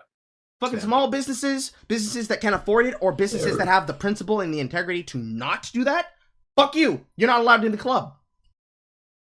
That's unacceptable. Imagine that, California being a den of corruption. Who could have seen that coming? Who would have guessed? Right. Sorry, I burped too. Picking back up, Amir, I'm drinking an energy drink. I have so much energy right now. Yeah, right. I would never. You know what? I never would have guessed. All right. So, picking back up from here, Not Dell obvious, confirmed to the register that California ban was down to power consumption regulations. Yes, this was driven by the California Energy Commission Tier 2 implementation that defined a mandatory energy efficiency standard for PCs, including desktops, AIOs, which is water tank coolers, and mobile gaming systems. This was put into effect on July 1st, 2021. Select configurations of the Alienware Aurora R10 and 12 are the only impacted systems across the entire designer line. Such concerns about energy efficiency appear to be appropriate given the findings of a 2015 Semiconductor Industry Association report, which there is a PDF. It won't work from here, but you can go find it from where it was posted on the register. That given a benchmark system of 10 joules per bit transition, computing will not be sustainable by 2040 when the energy required for computing will exceed the estimated world energy production. Which wouldn't be a problem if you just instituted nuclear energy, but we are dealing with the Biden administration, and in Biden's America, we're also dealing with California, who has so much amazing green energy they have to do rolling blackouts that literally kill people. But hey, we got to worry about cow farts. I just find it so amusing. I'm sorry. The fact that they have all this green fucking energy that doesn't work. So. Current processors operate about 10 to 17 joules per bit, which the SIA considers to be a workable target for more efficient computing, though the group said in a more recent report that revolutionary changes to computing will be required soon. That report describes the growing energy usage... Fuck off! I'm not going to listen to you. The report was what I say. The report describes the growing energy usage of computing in less than dire terms as a limit to future computational capacity rather than a trend destined to devour all available energy. It notes the total energy consumption by general purpose computing continues to grow exponentially and doubling approximately every 3 years, while the world's energy production is growing only linearly by approximately 2% a year. At the end of 2016, California became the first state to approve energy efficiency limits for the computers. Of course they did. At the time, the CEC, that's hard to say. It's like Chuck E. Cheese. Chuck E. Cheese voted unanimously to adopt tighter application energy standards. Of course they did! Effort to meet climate policy goals. And according to 2016 Chuck E. Cheese staff report, computers and monitors account for about 3% of residential and 7% of commercial energy use in the state. They gasp! 3%? Oh, don't somebody please think of the children! The Natural Resource Defense Council, the NERDIC, at the time projected that California's standards will save more than 2.3 billion kilowatts of hours of electricity a year, equivalent to annual energy... equivalent to annual electric use by all the homes in San Francisco, and avoid 7,330 ton. I'm sorry, dyslexia is so hard. 730,000 tons a year of climate-disrupting carbon pollution from fossil fuel fired power plants. Tier 1 requirements took effect on January 1st. Fucking fly. Crushed them. Tier 1 requirements took effect on January 1st, 2019, and there's another one. 2019, as of July 1st, 2021, Tier 2 requirements affecting desktop computers, then clients, and mobile gaming systems took effect. So, when this was posted on Twitter, and people were like, losing their fucking minds, they didn't read anything. This has literally been going on since December of 2018. In lead and pursuant to the first of the fiscal quarter on January 1st in 2019, this is policies that they have already voted on. This was already decided. And come December 9th of this year, they will force these to be in compliance. It's not a choice. They're going to do it. Yeah, they did this in secret because you see, people don't go to these meetings. People don't tune into C-SPAN and watch this shit.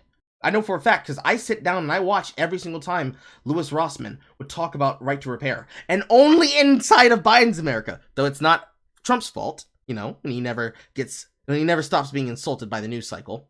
It is only now in this time period because of the people who want to try and vote in on this shit because it's pro-consumer.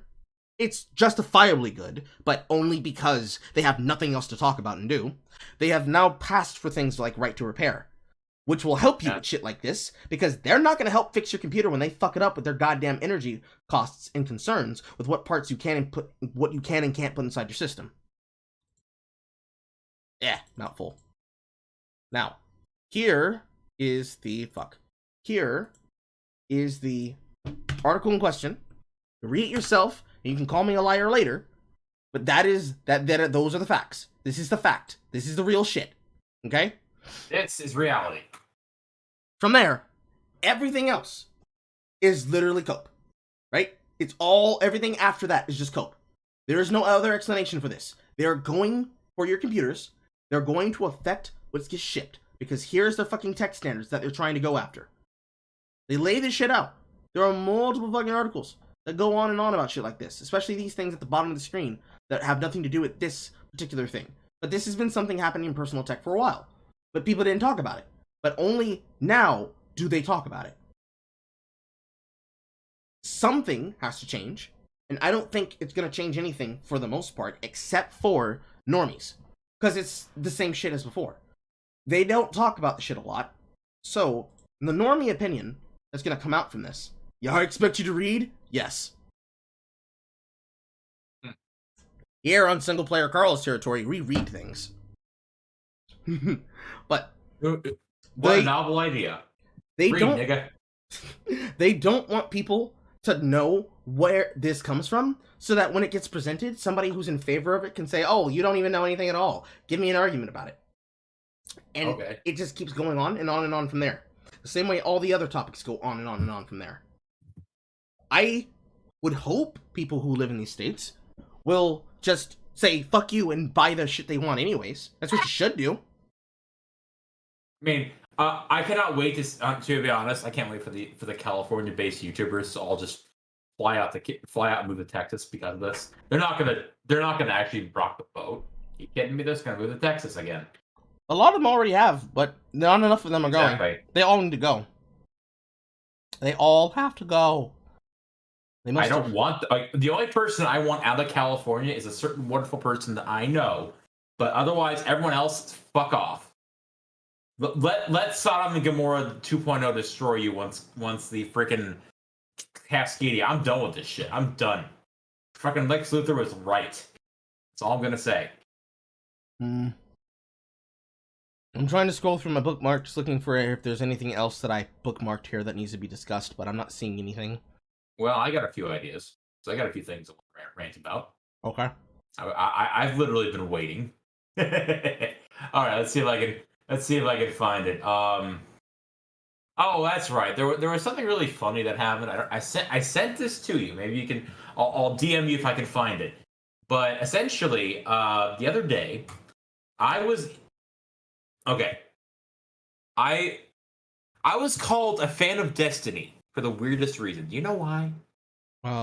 It's because he was based? No, it was first off, full disclosure, because I know full disclosure. I have become a Destiny fan thanks to you and fucking Dev. I blame you both. But I can listen to this debate from him and Sargon, and I was actually surprised. Like, wow, I'm actually fucking great at the manlet for once. There you go. Wow, cool. But the reason why this person thought I was a fan of Destiny was because I said I brought up Kyle Rittenhouse and how it was like because I brought up Kyle Rittenhouse. I brought up fucking Kyle Rittenhouse, and apparently that makes me a Destiny fan. Not a fan of Dev, not a fan of Sargon, not a fan of Viva Fry and James Barnes, Robert Barnes, the guy who's fucking defending him. Not Nick Arcada, which he actually liked the tweet. But I'm like, no, it's me. That means I'm a Destiny fan. That was a whole can of fish, and I'm not going to go into the full details, but because it was basically the usual stuff like because the whole thing started because this comic was made. It was basically like them mocking the fact, oh, look at those silly liberals talking about global warming. We really need to talk about CRT. And as they're walking down the street, there's like a fucking fire cyclone. I'm like, oh, geez, where's that happening in the country? And after a while, it just got ridiculous, and I had fun poking them. Oh, and then there was the other. Like, I'm just kind of rambling, I admit. But there was this other thing that happened this past week. Oh God, what was the? Oh right. I don't know how we got on the subject of this, but essentially it was I got this amazing soundbite, which was private companies, corporations, basically have human rights. This guy had deep throated a fucking boot. Let's see. Okay. Let me send you this because I think this is one of the highlights. Okay, so basically, I was arguing with this kid. This is about that webcomic, and because the guy said basically that the BLM was mostly peaceful and there were riots. I admit that, but apparently the insurrection, because like I made a I'm gonna wind back the thread. Okay. Someone replied to my initial comment on this comic, and it said, "Imagine being so stupid that you think man-made global warming is putting moisture in the atmosphere, or maybe I don't know, H2O is more important, and simultaneously causing fires or something." I will send you the link actually to the original webcomic too. But essentially, those silly CRT obsessed people, and fuck, I'm trying to find it. I said mostly peaceful protests, but January 6th was a literal insurrection, but you need an F-14 or nuke to do that. It was ridiculous. It was fucking ridiculous. So eventually, someone's like, "Well, what do you mean they were actually terrorists?" I'm like, no, they're not. And so, because this kid brought up the statistics that came out last summer. If you remember, the whole thing with last summer was that 93% of all these protests are mostly peaceful. And the reasoning was, well, of all the they said of all the protests across all the country, only 7% of them were violent and caused billions in damage. The rest of them were absolutely peaceful. So I said the percent of 2020 peaceful BLM protests is 93%. And let's use the numbers as the baseline and argue that because I found these numbers on how many people were at the speech by Trump and how many people were apparently at the siege of the Capitol. And it says here, thousands attended the rally and the permit specified 30,000 people. So that's a low end. That's what I'm saying. The permit said 30,000 people attended at this event. And it said after the event, hundreds of Trump supporters breached barriers to the Capitol. Mind you, that's a whole other can of worms. I'm not going to break down the reasons why it's not that, or the various Hong Kong coincidences. Let's just say that 900 people attacked the Capitol out of 30,000. So that's a low end on the maximum amount, and that's a high end, the highest hypothetical amount to give for hundreds. Well, if you subtract 900 out of 30,000 and then divide that by 30,000, you get 97% of all the people that are at this event were peaceful. That actually outdoes the amount of peaceful protests. So if you're going to argue, if your basis for argument of the BLM protests being mostly peaceful, 93% are statistics, well, I just did the math for you right here in front of your face. It was so funny because it was something that I had considered for the longest time and actually doing the math on, and it exceeded my expectations. I fucking I do this shit for fun at times, and this one got a little absolutely fucking dog shit and it was ridiculous, but oh boy, it was worth the trouble because it was just funny. I know that was a ramble, I admit, but I don't even know how I can add. I don't know what you can add. I'm sorry about that. I feel bad about that. Well, realistically, when I look at it and people make this dumbass claim where they're still going on about it. Mhm. It's as simple as this. You have protests where 93% of them were peaceful, and there's still a missing 7% where it is not. Why was there even 7 of them that were violent? The fact that there was violence, and that it then was accepted and allowed, and then justified, if we don't just go as simple as, you know, what I did on fucking TikTok when I explained this, which was literally BLM, Cuba. That's all you need to do. And then bringing out where they sided with the communistic regime, if the question and answer given is, well, you see, they're people fighting for their freedom. And I'm like, yeah, so why is it good for them to say, actually, we were trying to unsettle a democracy, and we wanted to change the rules, and we were fortifying election, all that shit. You know, throw out all those buzzwords that people already are aware of, by the way, also Hong Kong. Hong Kong. But throwing out all those words that people like to throw out there, it's like, no, seriously, if you say that they're doing that and they're doing this, compare these two situations. What changed? What changed? Big thong. Nothing should have changed in this situation. You have Cuban people who are trying to throw off totalitarianship and dictatorship. Then you claim that you have the exact same thing happening in America. That's not true. Last I checked, you can't vote out a fascist. So what's the problem here? What changed? What I find so funny is the fact that Biden's administration initially said, we're not going to allow for asylum seekers from the Cuban regime. But if you come across the Mexican border, well, it's backlog, but... Oh, it's even worse than that. I just love that. It's even worse than that. What? They've already started doing deportations. They're already facilitating deportations. So... I will say, like, the border's changed now, but I just found it amusing that after all these months of them basically winking and nodding, saying, oh, don't come, wink. And then they're like, oh, we're going to deport these Cubans who are legitimately fleeing it, and there's no third party country, no third country, safeguard the country. Oh God! It has to go with the same thing with why they were screaming, saying that. Oh, let me bring that up from my fucking channel, because that was something that got people really fucking mad at me for some goddamn reason. Well, some goddamn reason. I know the reason why. I know why they were mad. This shit. They hated the coral because he spoke the truth. They got mad at me for this shit. God, I will vote. Arriba! I will vote for Donald Trump. Oh my God, I will vote. I will vote for Donald Trump. The people gonna turn, no fear no more. Vote for Trump. Let's go. Vote for Trump. If you wanna keep America. Oh my God. That's amazing. Ha ha. Oh my God, I will vote. I will vote for Donald Trump. Like, they were fucking upset. They were fucking mad. How dare Cubans vote for the person who's not gonna treat them like dog shit? Because this was the problem. They did a whole bunch of shit where they talked mad dog shit.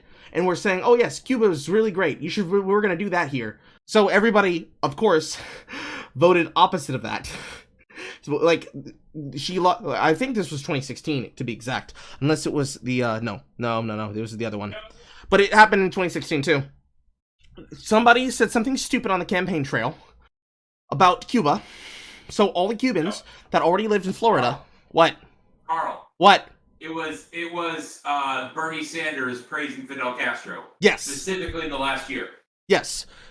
He said stupid shit about Cuba. Everybody heard that. And then all of the all the demographics and voting blocks pushed up against them, and on every single swing state where there was Cubans, they voted enthusiastically for the party that didn't say that shit. So obviously, a bunch of Cubans voted for Trump. It is because of shit like that. That shit like this, it's just like, how long have you been paying attention? You know? At this point, this would be something that would be discussed about, and already was, by people like Stitch and Adam. Stitch and Adam, Dev, specifically just, Adam Friended Forever by himself. But This is a serious problem. Why would that happen? Well, it's because Cubans already understand what the fuck is happening. That's why the concern that's happening right now concerning this dumb shit topic in Cuba is not about, oh, well, they're trying to push for fucking COVID masks because they're not being given proper COVID. No. They need the medicine. They need medicine. They need medicine. They need food. But that's not why they're calling for fucking liberty. I have seen TikTok after TikTok after TikTok after YouTube video after fucking Twitter video of them coming out and saying for themselves, do not listen to the mainstream media. We are not calling for fucking COVID shit. We need liberty. We are being oppressed. Amazing. We're being oppressed. And they were like, no, don't listen to that fucking person. How dare you? It's one of the things that actually happened with my access to it. We're gonna have to wrap it up soon because I'm gonna have to go, but I will say this before. I've been using TikTok recently as an experiment to see whether or not I could use it to grow reach, and it's been working out for the most part, but probably a little bit too well. And I will show you why once I pull the shit up. Oh dear. I mean, TikTok is ass. By the way, before I forget to mention, after this stream, I would recommend going to give a shout out to Frozen Binary Studio. You might know her as Frozen Binary Dev, formerly of Twitter. I call her Jay. I've been doing some of her artwork for her stream. She hasn't put it up entirely yet, but she's live. So I want to make sure I give a full shout out to her. She is amazing and is quite literally the smartest person I know. She has... I just found this out recently. John Carmack respects her. John fucking Carmack. Anyway, onto your TikTok, Carl. Okay. So on screen, right here, right now, this is the videos I have posted on my TikTok page. Mostly, I've been using it as a way to talk deeper about shit, or as I've been using it when I'm at work, using it as a way for me to interact on Twitter whenever there's something happening. Because I do the exact same shit. When is there not something happening on Twitter, by the way? Never. There's never not something happening on Twitter. Exactly my point. But when I'm at work and I can't use my computer... Remember, you're in this shit forever. Sorry. When I am stuck at work and I cannot use my computer, or I cannot remember, because there's a video right now that I've been editing for like 2 months straight, because because now I've transitioned from this old computer. So all the files I have there, I need to transport them into Vegas Pro here. Because I've been using Shotcut on this. And Shotcut is scuffed. Oh, Vegas. Shotcut is scuffed within itself, but since it's been so long, I have to restructure how the video plays out entirely. I have to recut new parts and shit. I have to edit things together. It's a whole fucking thing. Because I got Jay, and I also got Michelle to do skit parts for it. So I have to work around that too. But I've been experimenting with growing my reach, because this is the problem that I was discussing when I was talking about esports. And I was talking about Twitch in general.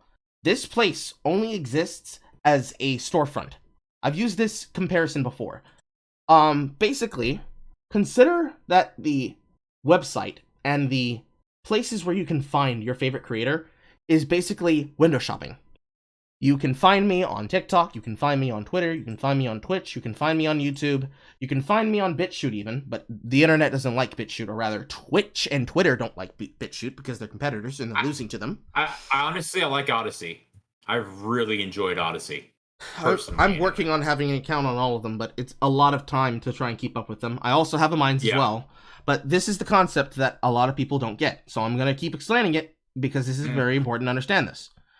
Yep. When you look at someone's Twitch, you're looking at what is basically the finished state of their work of attention, right? This is how you present yourself when you say, oh, I'm a Twitch streamer, and then somebody goes and they're like, damn, boy, you got a lot of followers. You must have a lot of subs.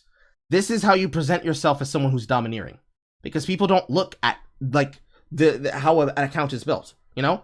They're not going to go to my channel the way that I did when I did my research on Shark03.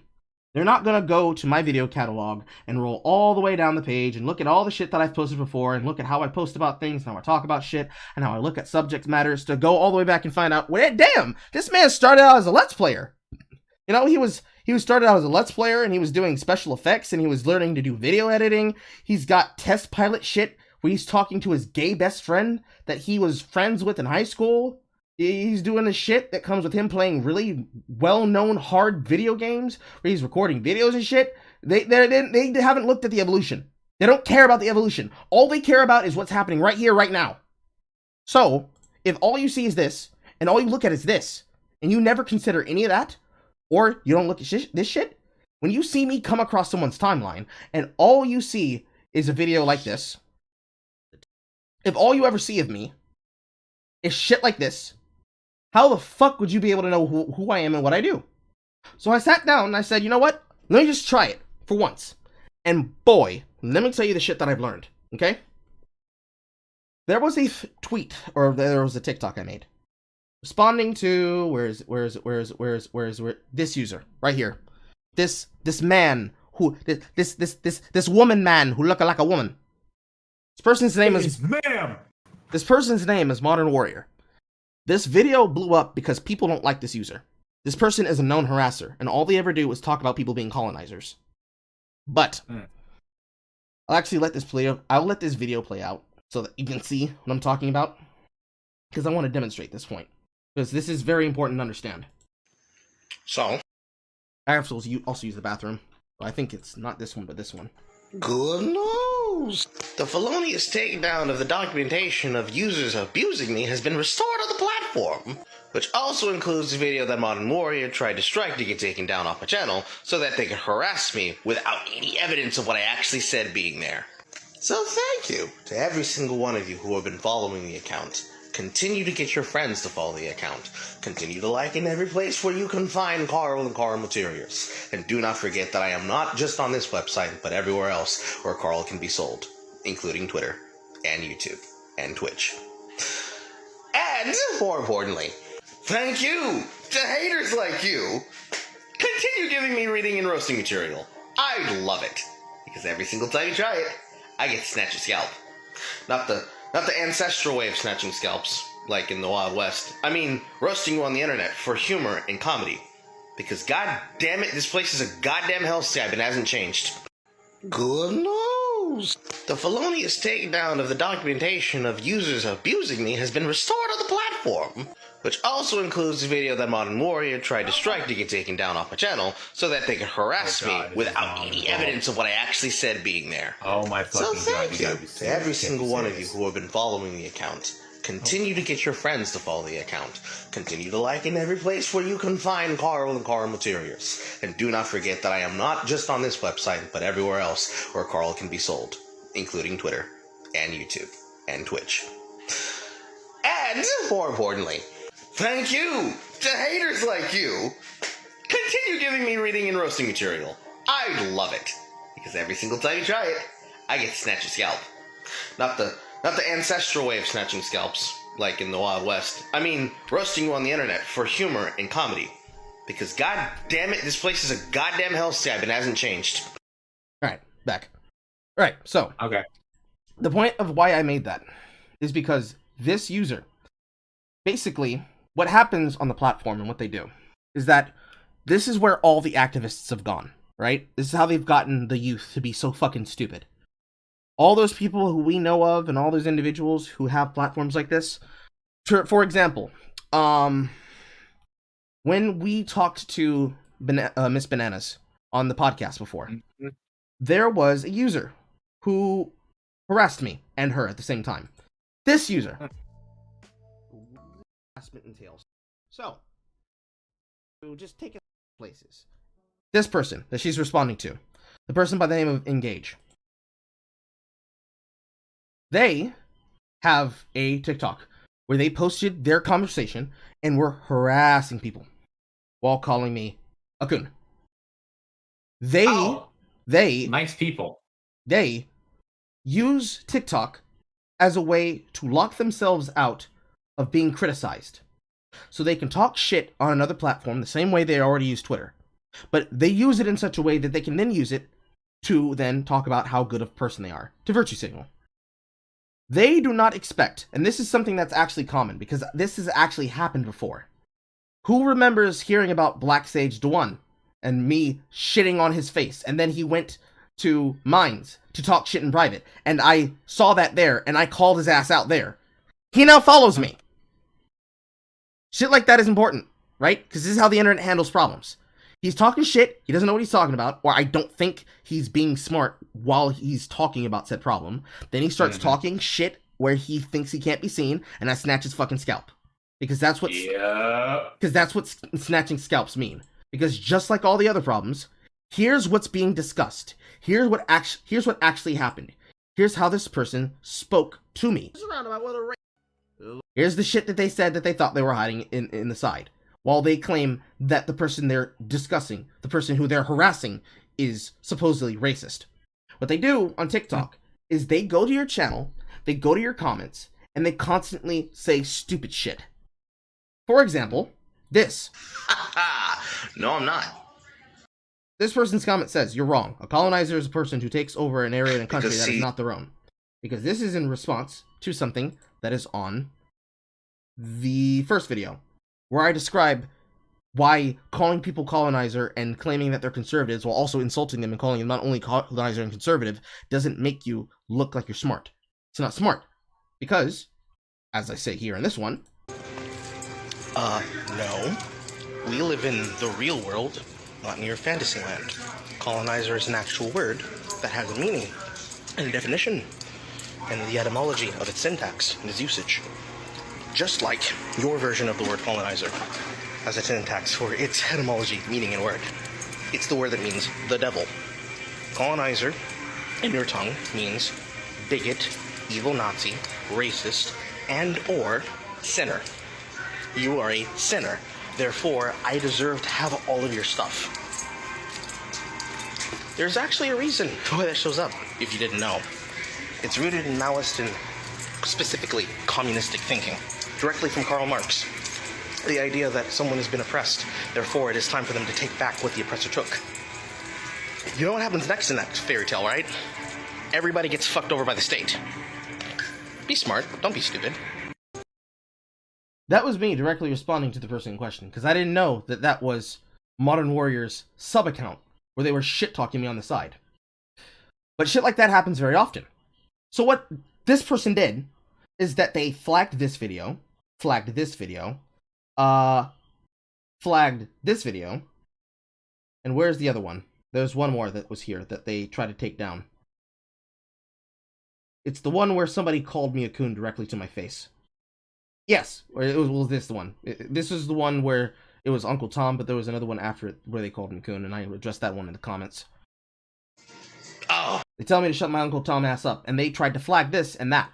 Because the way that it goes on TikTok is that you make a TikTok, and people either like it or dislike it. But rather than just allowing it to exist in its own bubble, because there's a whole ecosystem about letting your video be open for what's called duets and stitches, where they can have your video and their video side by side, or they stitch themselves on top of yours to then add to the conversation. Like a lot of those, tell me something that you learned that you keep using in your life, that kind of shit. That kind of thing drives engagement. The way that people like this operate is very much the way that dumb-ass clout chasers on Twitter operate, where they lock and hide comments, but more importantly, they talk shit about people and only ever speak inside the echo chamber. TikTok is a lot more useful for this if you wanted to speak in an echo chamber, because it is a Chinese communist spying app. It always has been and always will be. That's why I don't like using it. Always has been. And the reason why it sucks like this is because they do not investigate anything. When a person reports your video, if enough people brigade that video and report it, they will take it down. And depending on whether or not it actually violates a policy, it will stay down. It doesn't matter if you had a great take or you put on screen the fact that you're being harassed by people. If enough people don't like you and want you to suffer, they will get your account shut down and banned. Because how dare you destroy my narrative? So the only thing that you can do, and the thing that you should always do, is actually just keep roasting them. Because here's an example from the early beginnings when I was posting on the account. I addressed a point that I observed from somebody talking about something. That person then made a rebuttal, claiming that I was telling them when I said, yo, you need to learn to fucking like your own self. Because if you have a problem with people telling you, hey, don't talk about fat phobia, while at the same time making excuses about your health, because you can be body positive as much as you like, but if all you ever do is when somebody tells you, hey, you do realize that you have control of yourself, right? And you say, oh, you're just being fat phobic, who's going to save you from that heart attack you're going to have?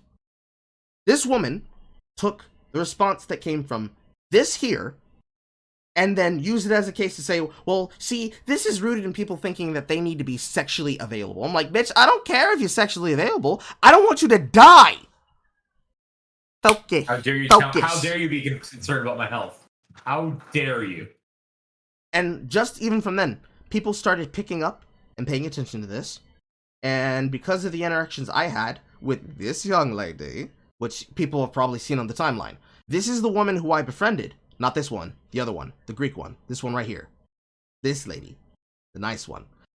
The interaction I had with her was her teaching me how the platform really works and how best to make use of it.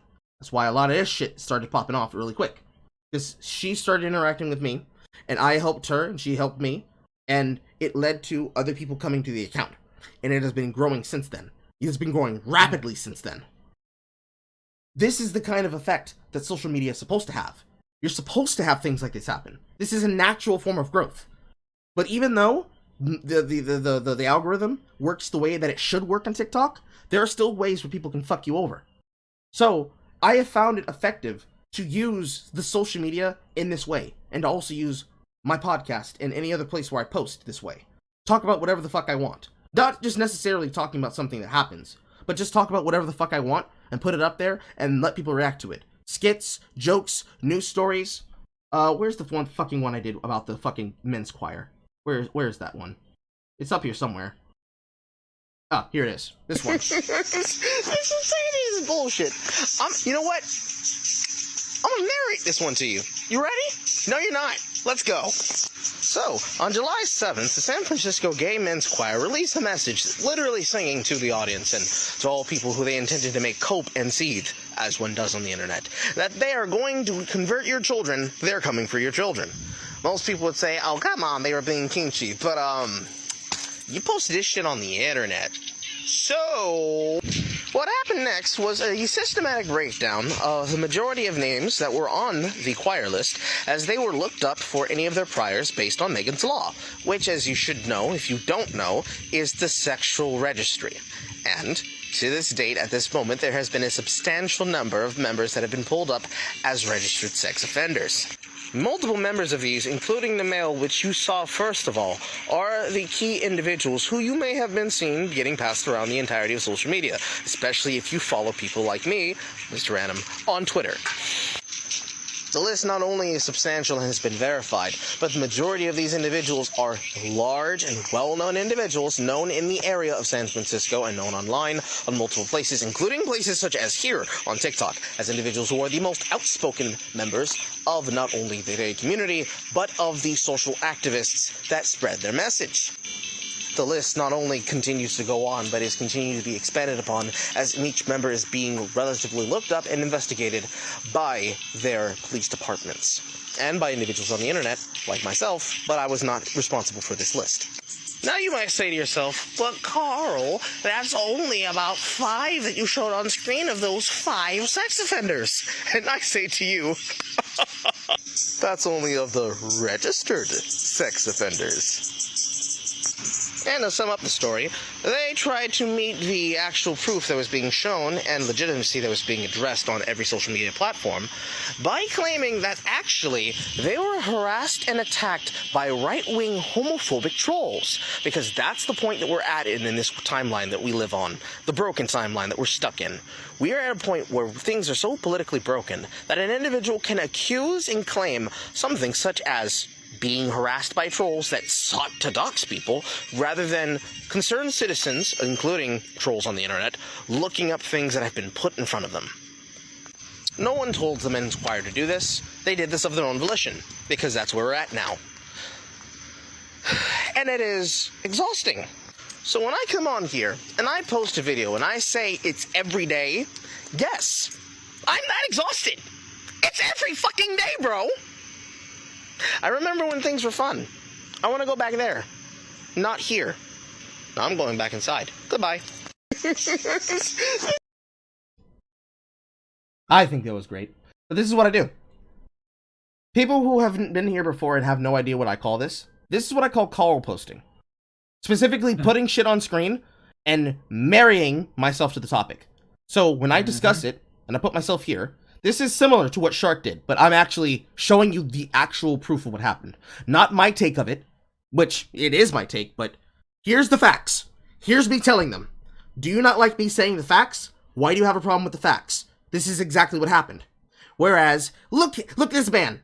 Look at this man. Look at this man that exists here on the screen as I presented him. Look at this person who I don't like. That is all that we ever get. Right? This is the way to counteract that. Because I've been doing shit like... God damn it, shut up, Pascal. Because I've been doing shit like this, it has actually led to more people learning and discovering the shit that I talk about on Twitter, and then leading them to follow me on my platforms. It is having an effect, but I would like to have more fun than what I usually do. I don't want this to just be what my account is all the fucking time.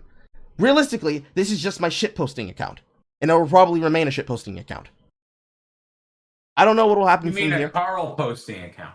I mean, yes, but I don't know what will happen from here. I'll continue using it the way that I've been using it, the same way that I've been using Twitter. But I've actually been pulling away slightly, if people have been noticing, from using Twitter all the time. I'll use it sometimes when I'm physically at home, but if I'm not streaming, if I'm not on my computer, I'm at my job, and I'm focusing on getting my numbers up, so that I can not have to worry about continuously only being a temporary nigga. I will become a permanent nigga. Damn straight. So, whenever I talk about a topic, or if you want me to talk about a topic, you need to actually put an article in front of my face. Send it to my inbox, send it to my DMs, or send it to my Discord DMs, and attach an article to what you're saying. Because I'll look into the thing, but that doesn't mean I'm going to cover it. And if you really need me to talk about something, like you have a burning desire to make me hurt myself, drinking the alcohol that I'm drinking right now, to try and cover whatever topic you have, it's exactly the same thing it's always been. People have always been able to ask me to and request me to cover a topic or to make something for a video topic. It has always been accessible. It's always been allowed. It's always been something that I do with my Subscribe Star. You can even do that with the Ko-fi. But I'm not gonna chase after these stories the way that most people chase after these stories. Okay? I'm gonna say that right here, right now. I'm not chasing after stories and headlines like I'm chasing after a fucking ambulance. I talk about the shit that interests me. If it doesn't interest me, I don't talk about it. If you want it to be of my interest by paying me, that's fine. And I'll turn it in on time too. But when I see dumb fucking shit like Chris Chan, and it turns out he is responsible for raping his mom, that's when I tune the fuck out. I don't want to talk about that. I'd like to talk about journalists not talking about shit that's important. I'd like to talk about journalists not doing their job. I'd like to talk about companies that spend all of their time lecturing me about video game discourse, deciding that they no longer care. I like to talk about and like to demonstrate, where is it? It should be from fucking a couple of days ago. I like to talk about and demonstrate how a person who has the audacity to ask me, explain to me, Mr. Man, why is it and where is it that I said that I didn't understand something? And I outline how stupid they are in red. That's what I like to talk about, because this is actual games journalism. This is what real games journalism looks like now. I have to roast people on the timeline, and then I have to carry the roast into a podcast, and then I have to carry the roast long form into a stream. This is how I have to cover it, because there's no other way to get people to be engaged. We have to get y'all to care by having a big name say something, and that's not how it should work. Anybody should be able to say anything at any time, and we can trust but verify. Find out if it's real, and then if we find out it's real, post this shit everywhere, because everybody should know. The fact that it doesn't happen any more often than it does concerns me a lot. Like, I have no concern whether or not it's going to happen to actual journalism. Like, as far as I'm concerned, considering, like, mainstream news, not gaming news, but, like, MSN, CNBC, all the fucking legacy media bullshits that are dying out because they can't trick the audience anymore because nobody trusts them. They're going to die out. That's fine. I want them to die out. Everybody should. Because once they die, they can no longer make money off of this, and then people who have been fucked with for years will actually start rising through the ranks. This is what's been happening with Dev. This is what's been happening with Styx. This is what's been happening with me. This is what I want to see what happened with animation too. It's what I keep telling Squid. We need to sharpen our skills because they're gonna fall apart eventually. We all know this. Oh, that already happened with women in animation. And it's been glorious. And I kept telling her it's gonna happen, and she's like, "Oh my god, it's happening." I'm like, "Yeah, I told you." But Good. This is what's been happening with Razer and a lot of people that's been blowing on the up and up. People like this piece of shit will try to drag people like me down on my heels because they know they're getting left in the fucking dust. Y'all should know that by now. By how frequently we talk about it and how frequently it comes up as a topic, because it's every fucking week when it comes to gaming discourse. At this point, it might actually end up being every single day. Because as these people get exposed, they start bringing out all the other cockroaches that start scattering from the light. Mm-hmm. But, Sunlight is the best disinfection. My face hurts. But I think I've covered everything that I had to talk about that I haven't been able to talk about. I swear there's probably more in my folder, but if I have anything in my folder to discuss, it's probably going to be the amount of backlogs I have on Kiwi Farms. Or not Kiwi Farms, excuse me, other website. On Reset Era that I have that I need to drop for a video, just documenting and demonstrating how many people attached to the gaming discourse about Blizzard that needs to be exposed for the connections that they have on websites like Reset Era. But it is 9:18. 9:20. My clock says 18, but it is 9:18. My face hurts, and as the stream ends, so too does our appearance. We must leave now, everybody. Does anybody have any questions for me or for Charza before we go? Do fools fall in love? Why do fools fall in love? Because the ass is fat. Okay, that's a fair point. Mm-hmm. Let's see if anyone else has anything. Pain. Oh, we finally did it. We finally put in an episode. And so now we can probably... Yay! We could possibly finally be able to get back to doing things properly. Yes, and remember, it's different, but yeah. Mm-hmm. But next podcast, I don't know when that'll be, to be quite honest. I have to figure out I have to find out what's happening at work. Then once I find out what's happening at work, I have to figure out a streaming schedule. I have to figure out a schedule for all these games here that I have on this fucking list. I've shown this list before. I can post it again to my timeline if I need to. But I have to figure out all the games on this fucking list. I have to put together parts to probably set up a fucking Minecraft server, because you people won't stop asking me for one. A lot of things. First someone does it, and then we all have to do it, yeah. People but put the shit together, set it up, get it nice and clean, so that you people can play fucking Minecraft while I'm at work, and then you can show me the shit you build. Do things for community, start making more appearances again like I was doing before everything happened. That's kind of why... One step at a time, bud. One step at a time. Don't get too crazy. Don't get too weighed down by it all. If anything, the fucking Powerpuff Girls script reading, I want to do... I would like to have that happen next stream, and then stream after that. We finally have that fucking interview with Dev. Yes! I told him about it, and I told him to keep in touch with you and me about it, and he has been. So we have to work that out at some point. Yes, I almost forgot. I feel bad that I almost forgot. That angers me. But, like, once, I guess, starting tonight, if you're not already in the Discord, go to the Discord and put in your notice that you are interested in doing the live table read for the Powerpuff Girls script, so I can put your name on a Word document, so I can keep track of all of you. And then when the day comes, I can be able to hit you up and say, hey, it's happening.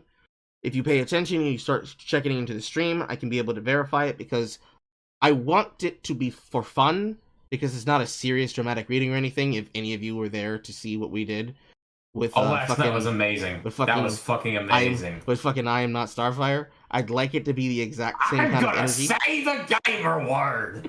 I'd like it to be the exact same energy, but this script is really fucking bad. If you saw Jay read it, it is really fucking bad. So I'm gonna try to make some fun out of it. Try to make it the same way that we did Black Future and shit. It should be exciting. It should be fun. And then from there, I'm just gonna continue doing what I've been doing on my stream. Probably as soon as I finish here, I'll go back live and play for a bit on my channel, playing Path of Exile again. When Path of Exile doesn't hold me by my balls, I will remember to try and put out some fucking videos for you fucking miscreants. So you can stop. But we love our miscreants. There are miscreants. So y'all stop fucking hitting me off with this shit, because I don't know how many times people have posted the fucking link of Chris assaulting his mother today, but I stopped counting after the first 15 times. So I'm sorry. That's all I have. Is there anything you were working on right now, Charza, other than the obvious? Well, I will say one thing I'm working on. I kind of I want to bring back some work streams. I'll be perfectly honest, and I know a certain person will be excited about that because he'll probably be joining me on some of those. But one thing I've been trying to focus on is I'm working towards getting commissions set up because I could be making a lot of money that way, and I know you guys have ideas. And if you guys want to hit me up, just give me suggestions on Twitter of what you'd be looking for that. That would be fabulous. I might make a tweet and say, hey, suggestions for what you'd want to see for commissions. Because I be honest, I'm getting there, like mentally. So that I can, but I do need the money in a greater aspect. So I'm trying to figure that out. But I will say, as he mentioned last night, Carl was on a wonderful reading of the I Am Not Starfire. I recommend everyone check it out to a certain extent. I will be mining the ever-loving fuck out of the audio from that to make animations. If you on Twitter, you may have noticed while the stream was going, I posted the Iago model I've already rigged up and got going. I cannot wait to start animating that shit and look for that in the future. But yeah, I want to open commissions. So if you guys, if you're listening and you have ideas for things you'd be willing to do that for, let me know so I can get a better idea, because I need to start setting that up. And I appreciate you all. I really do. I am humbled by it, to be quite honest. People like what I do. Sweet. I can't believe it. Anyway. While it's fresh in my mind, can you send me the fucking audio of the of Jack saying I'm gonna say the gamer word? I'm making that into I'll have to hunt it down. Once I do, I already if you notice my feed, I already have sent out the I've already isolated this one clip from the show from it. I think I did. I DM you that? It was maybe? It was yeah, I did. It was when he was talking to. It was okay. Well, once I find the audio, I will send it to you, because I have it all set up in a Premiere document. I'm trying to sift through and get clips from. So I will send that to you as soon as I find it, because I'm going to animate that shit. That's going to be fun. Anywho. Yeah. Now, everyone have a wonderful night. See ya in August, I guess, for lack of a better description. And, remember, we're going to get through this, fam. We're going to get through this. Don't forget that. And don't forget you're awesome. Say goodnight. Say goodnight, Coral. Good night, Coral. And see you guys on the next time, whatever the hell that is. Good night. Goodbye, everybody.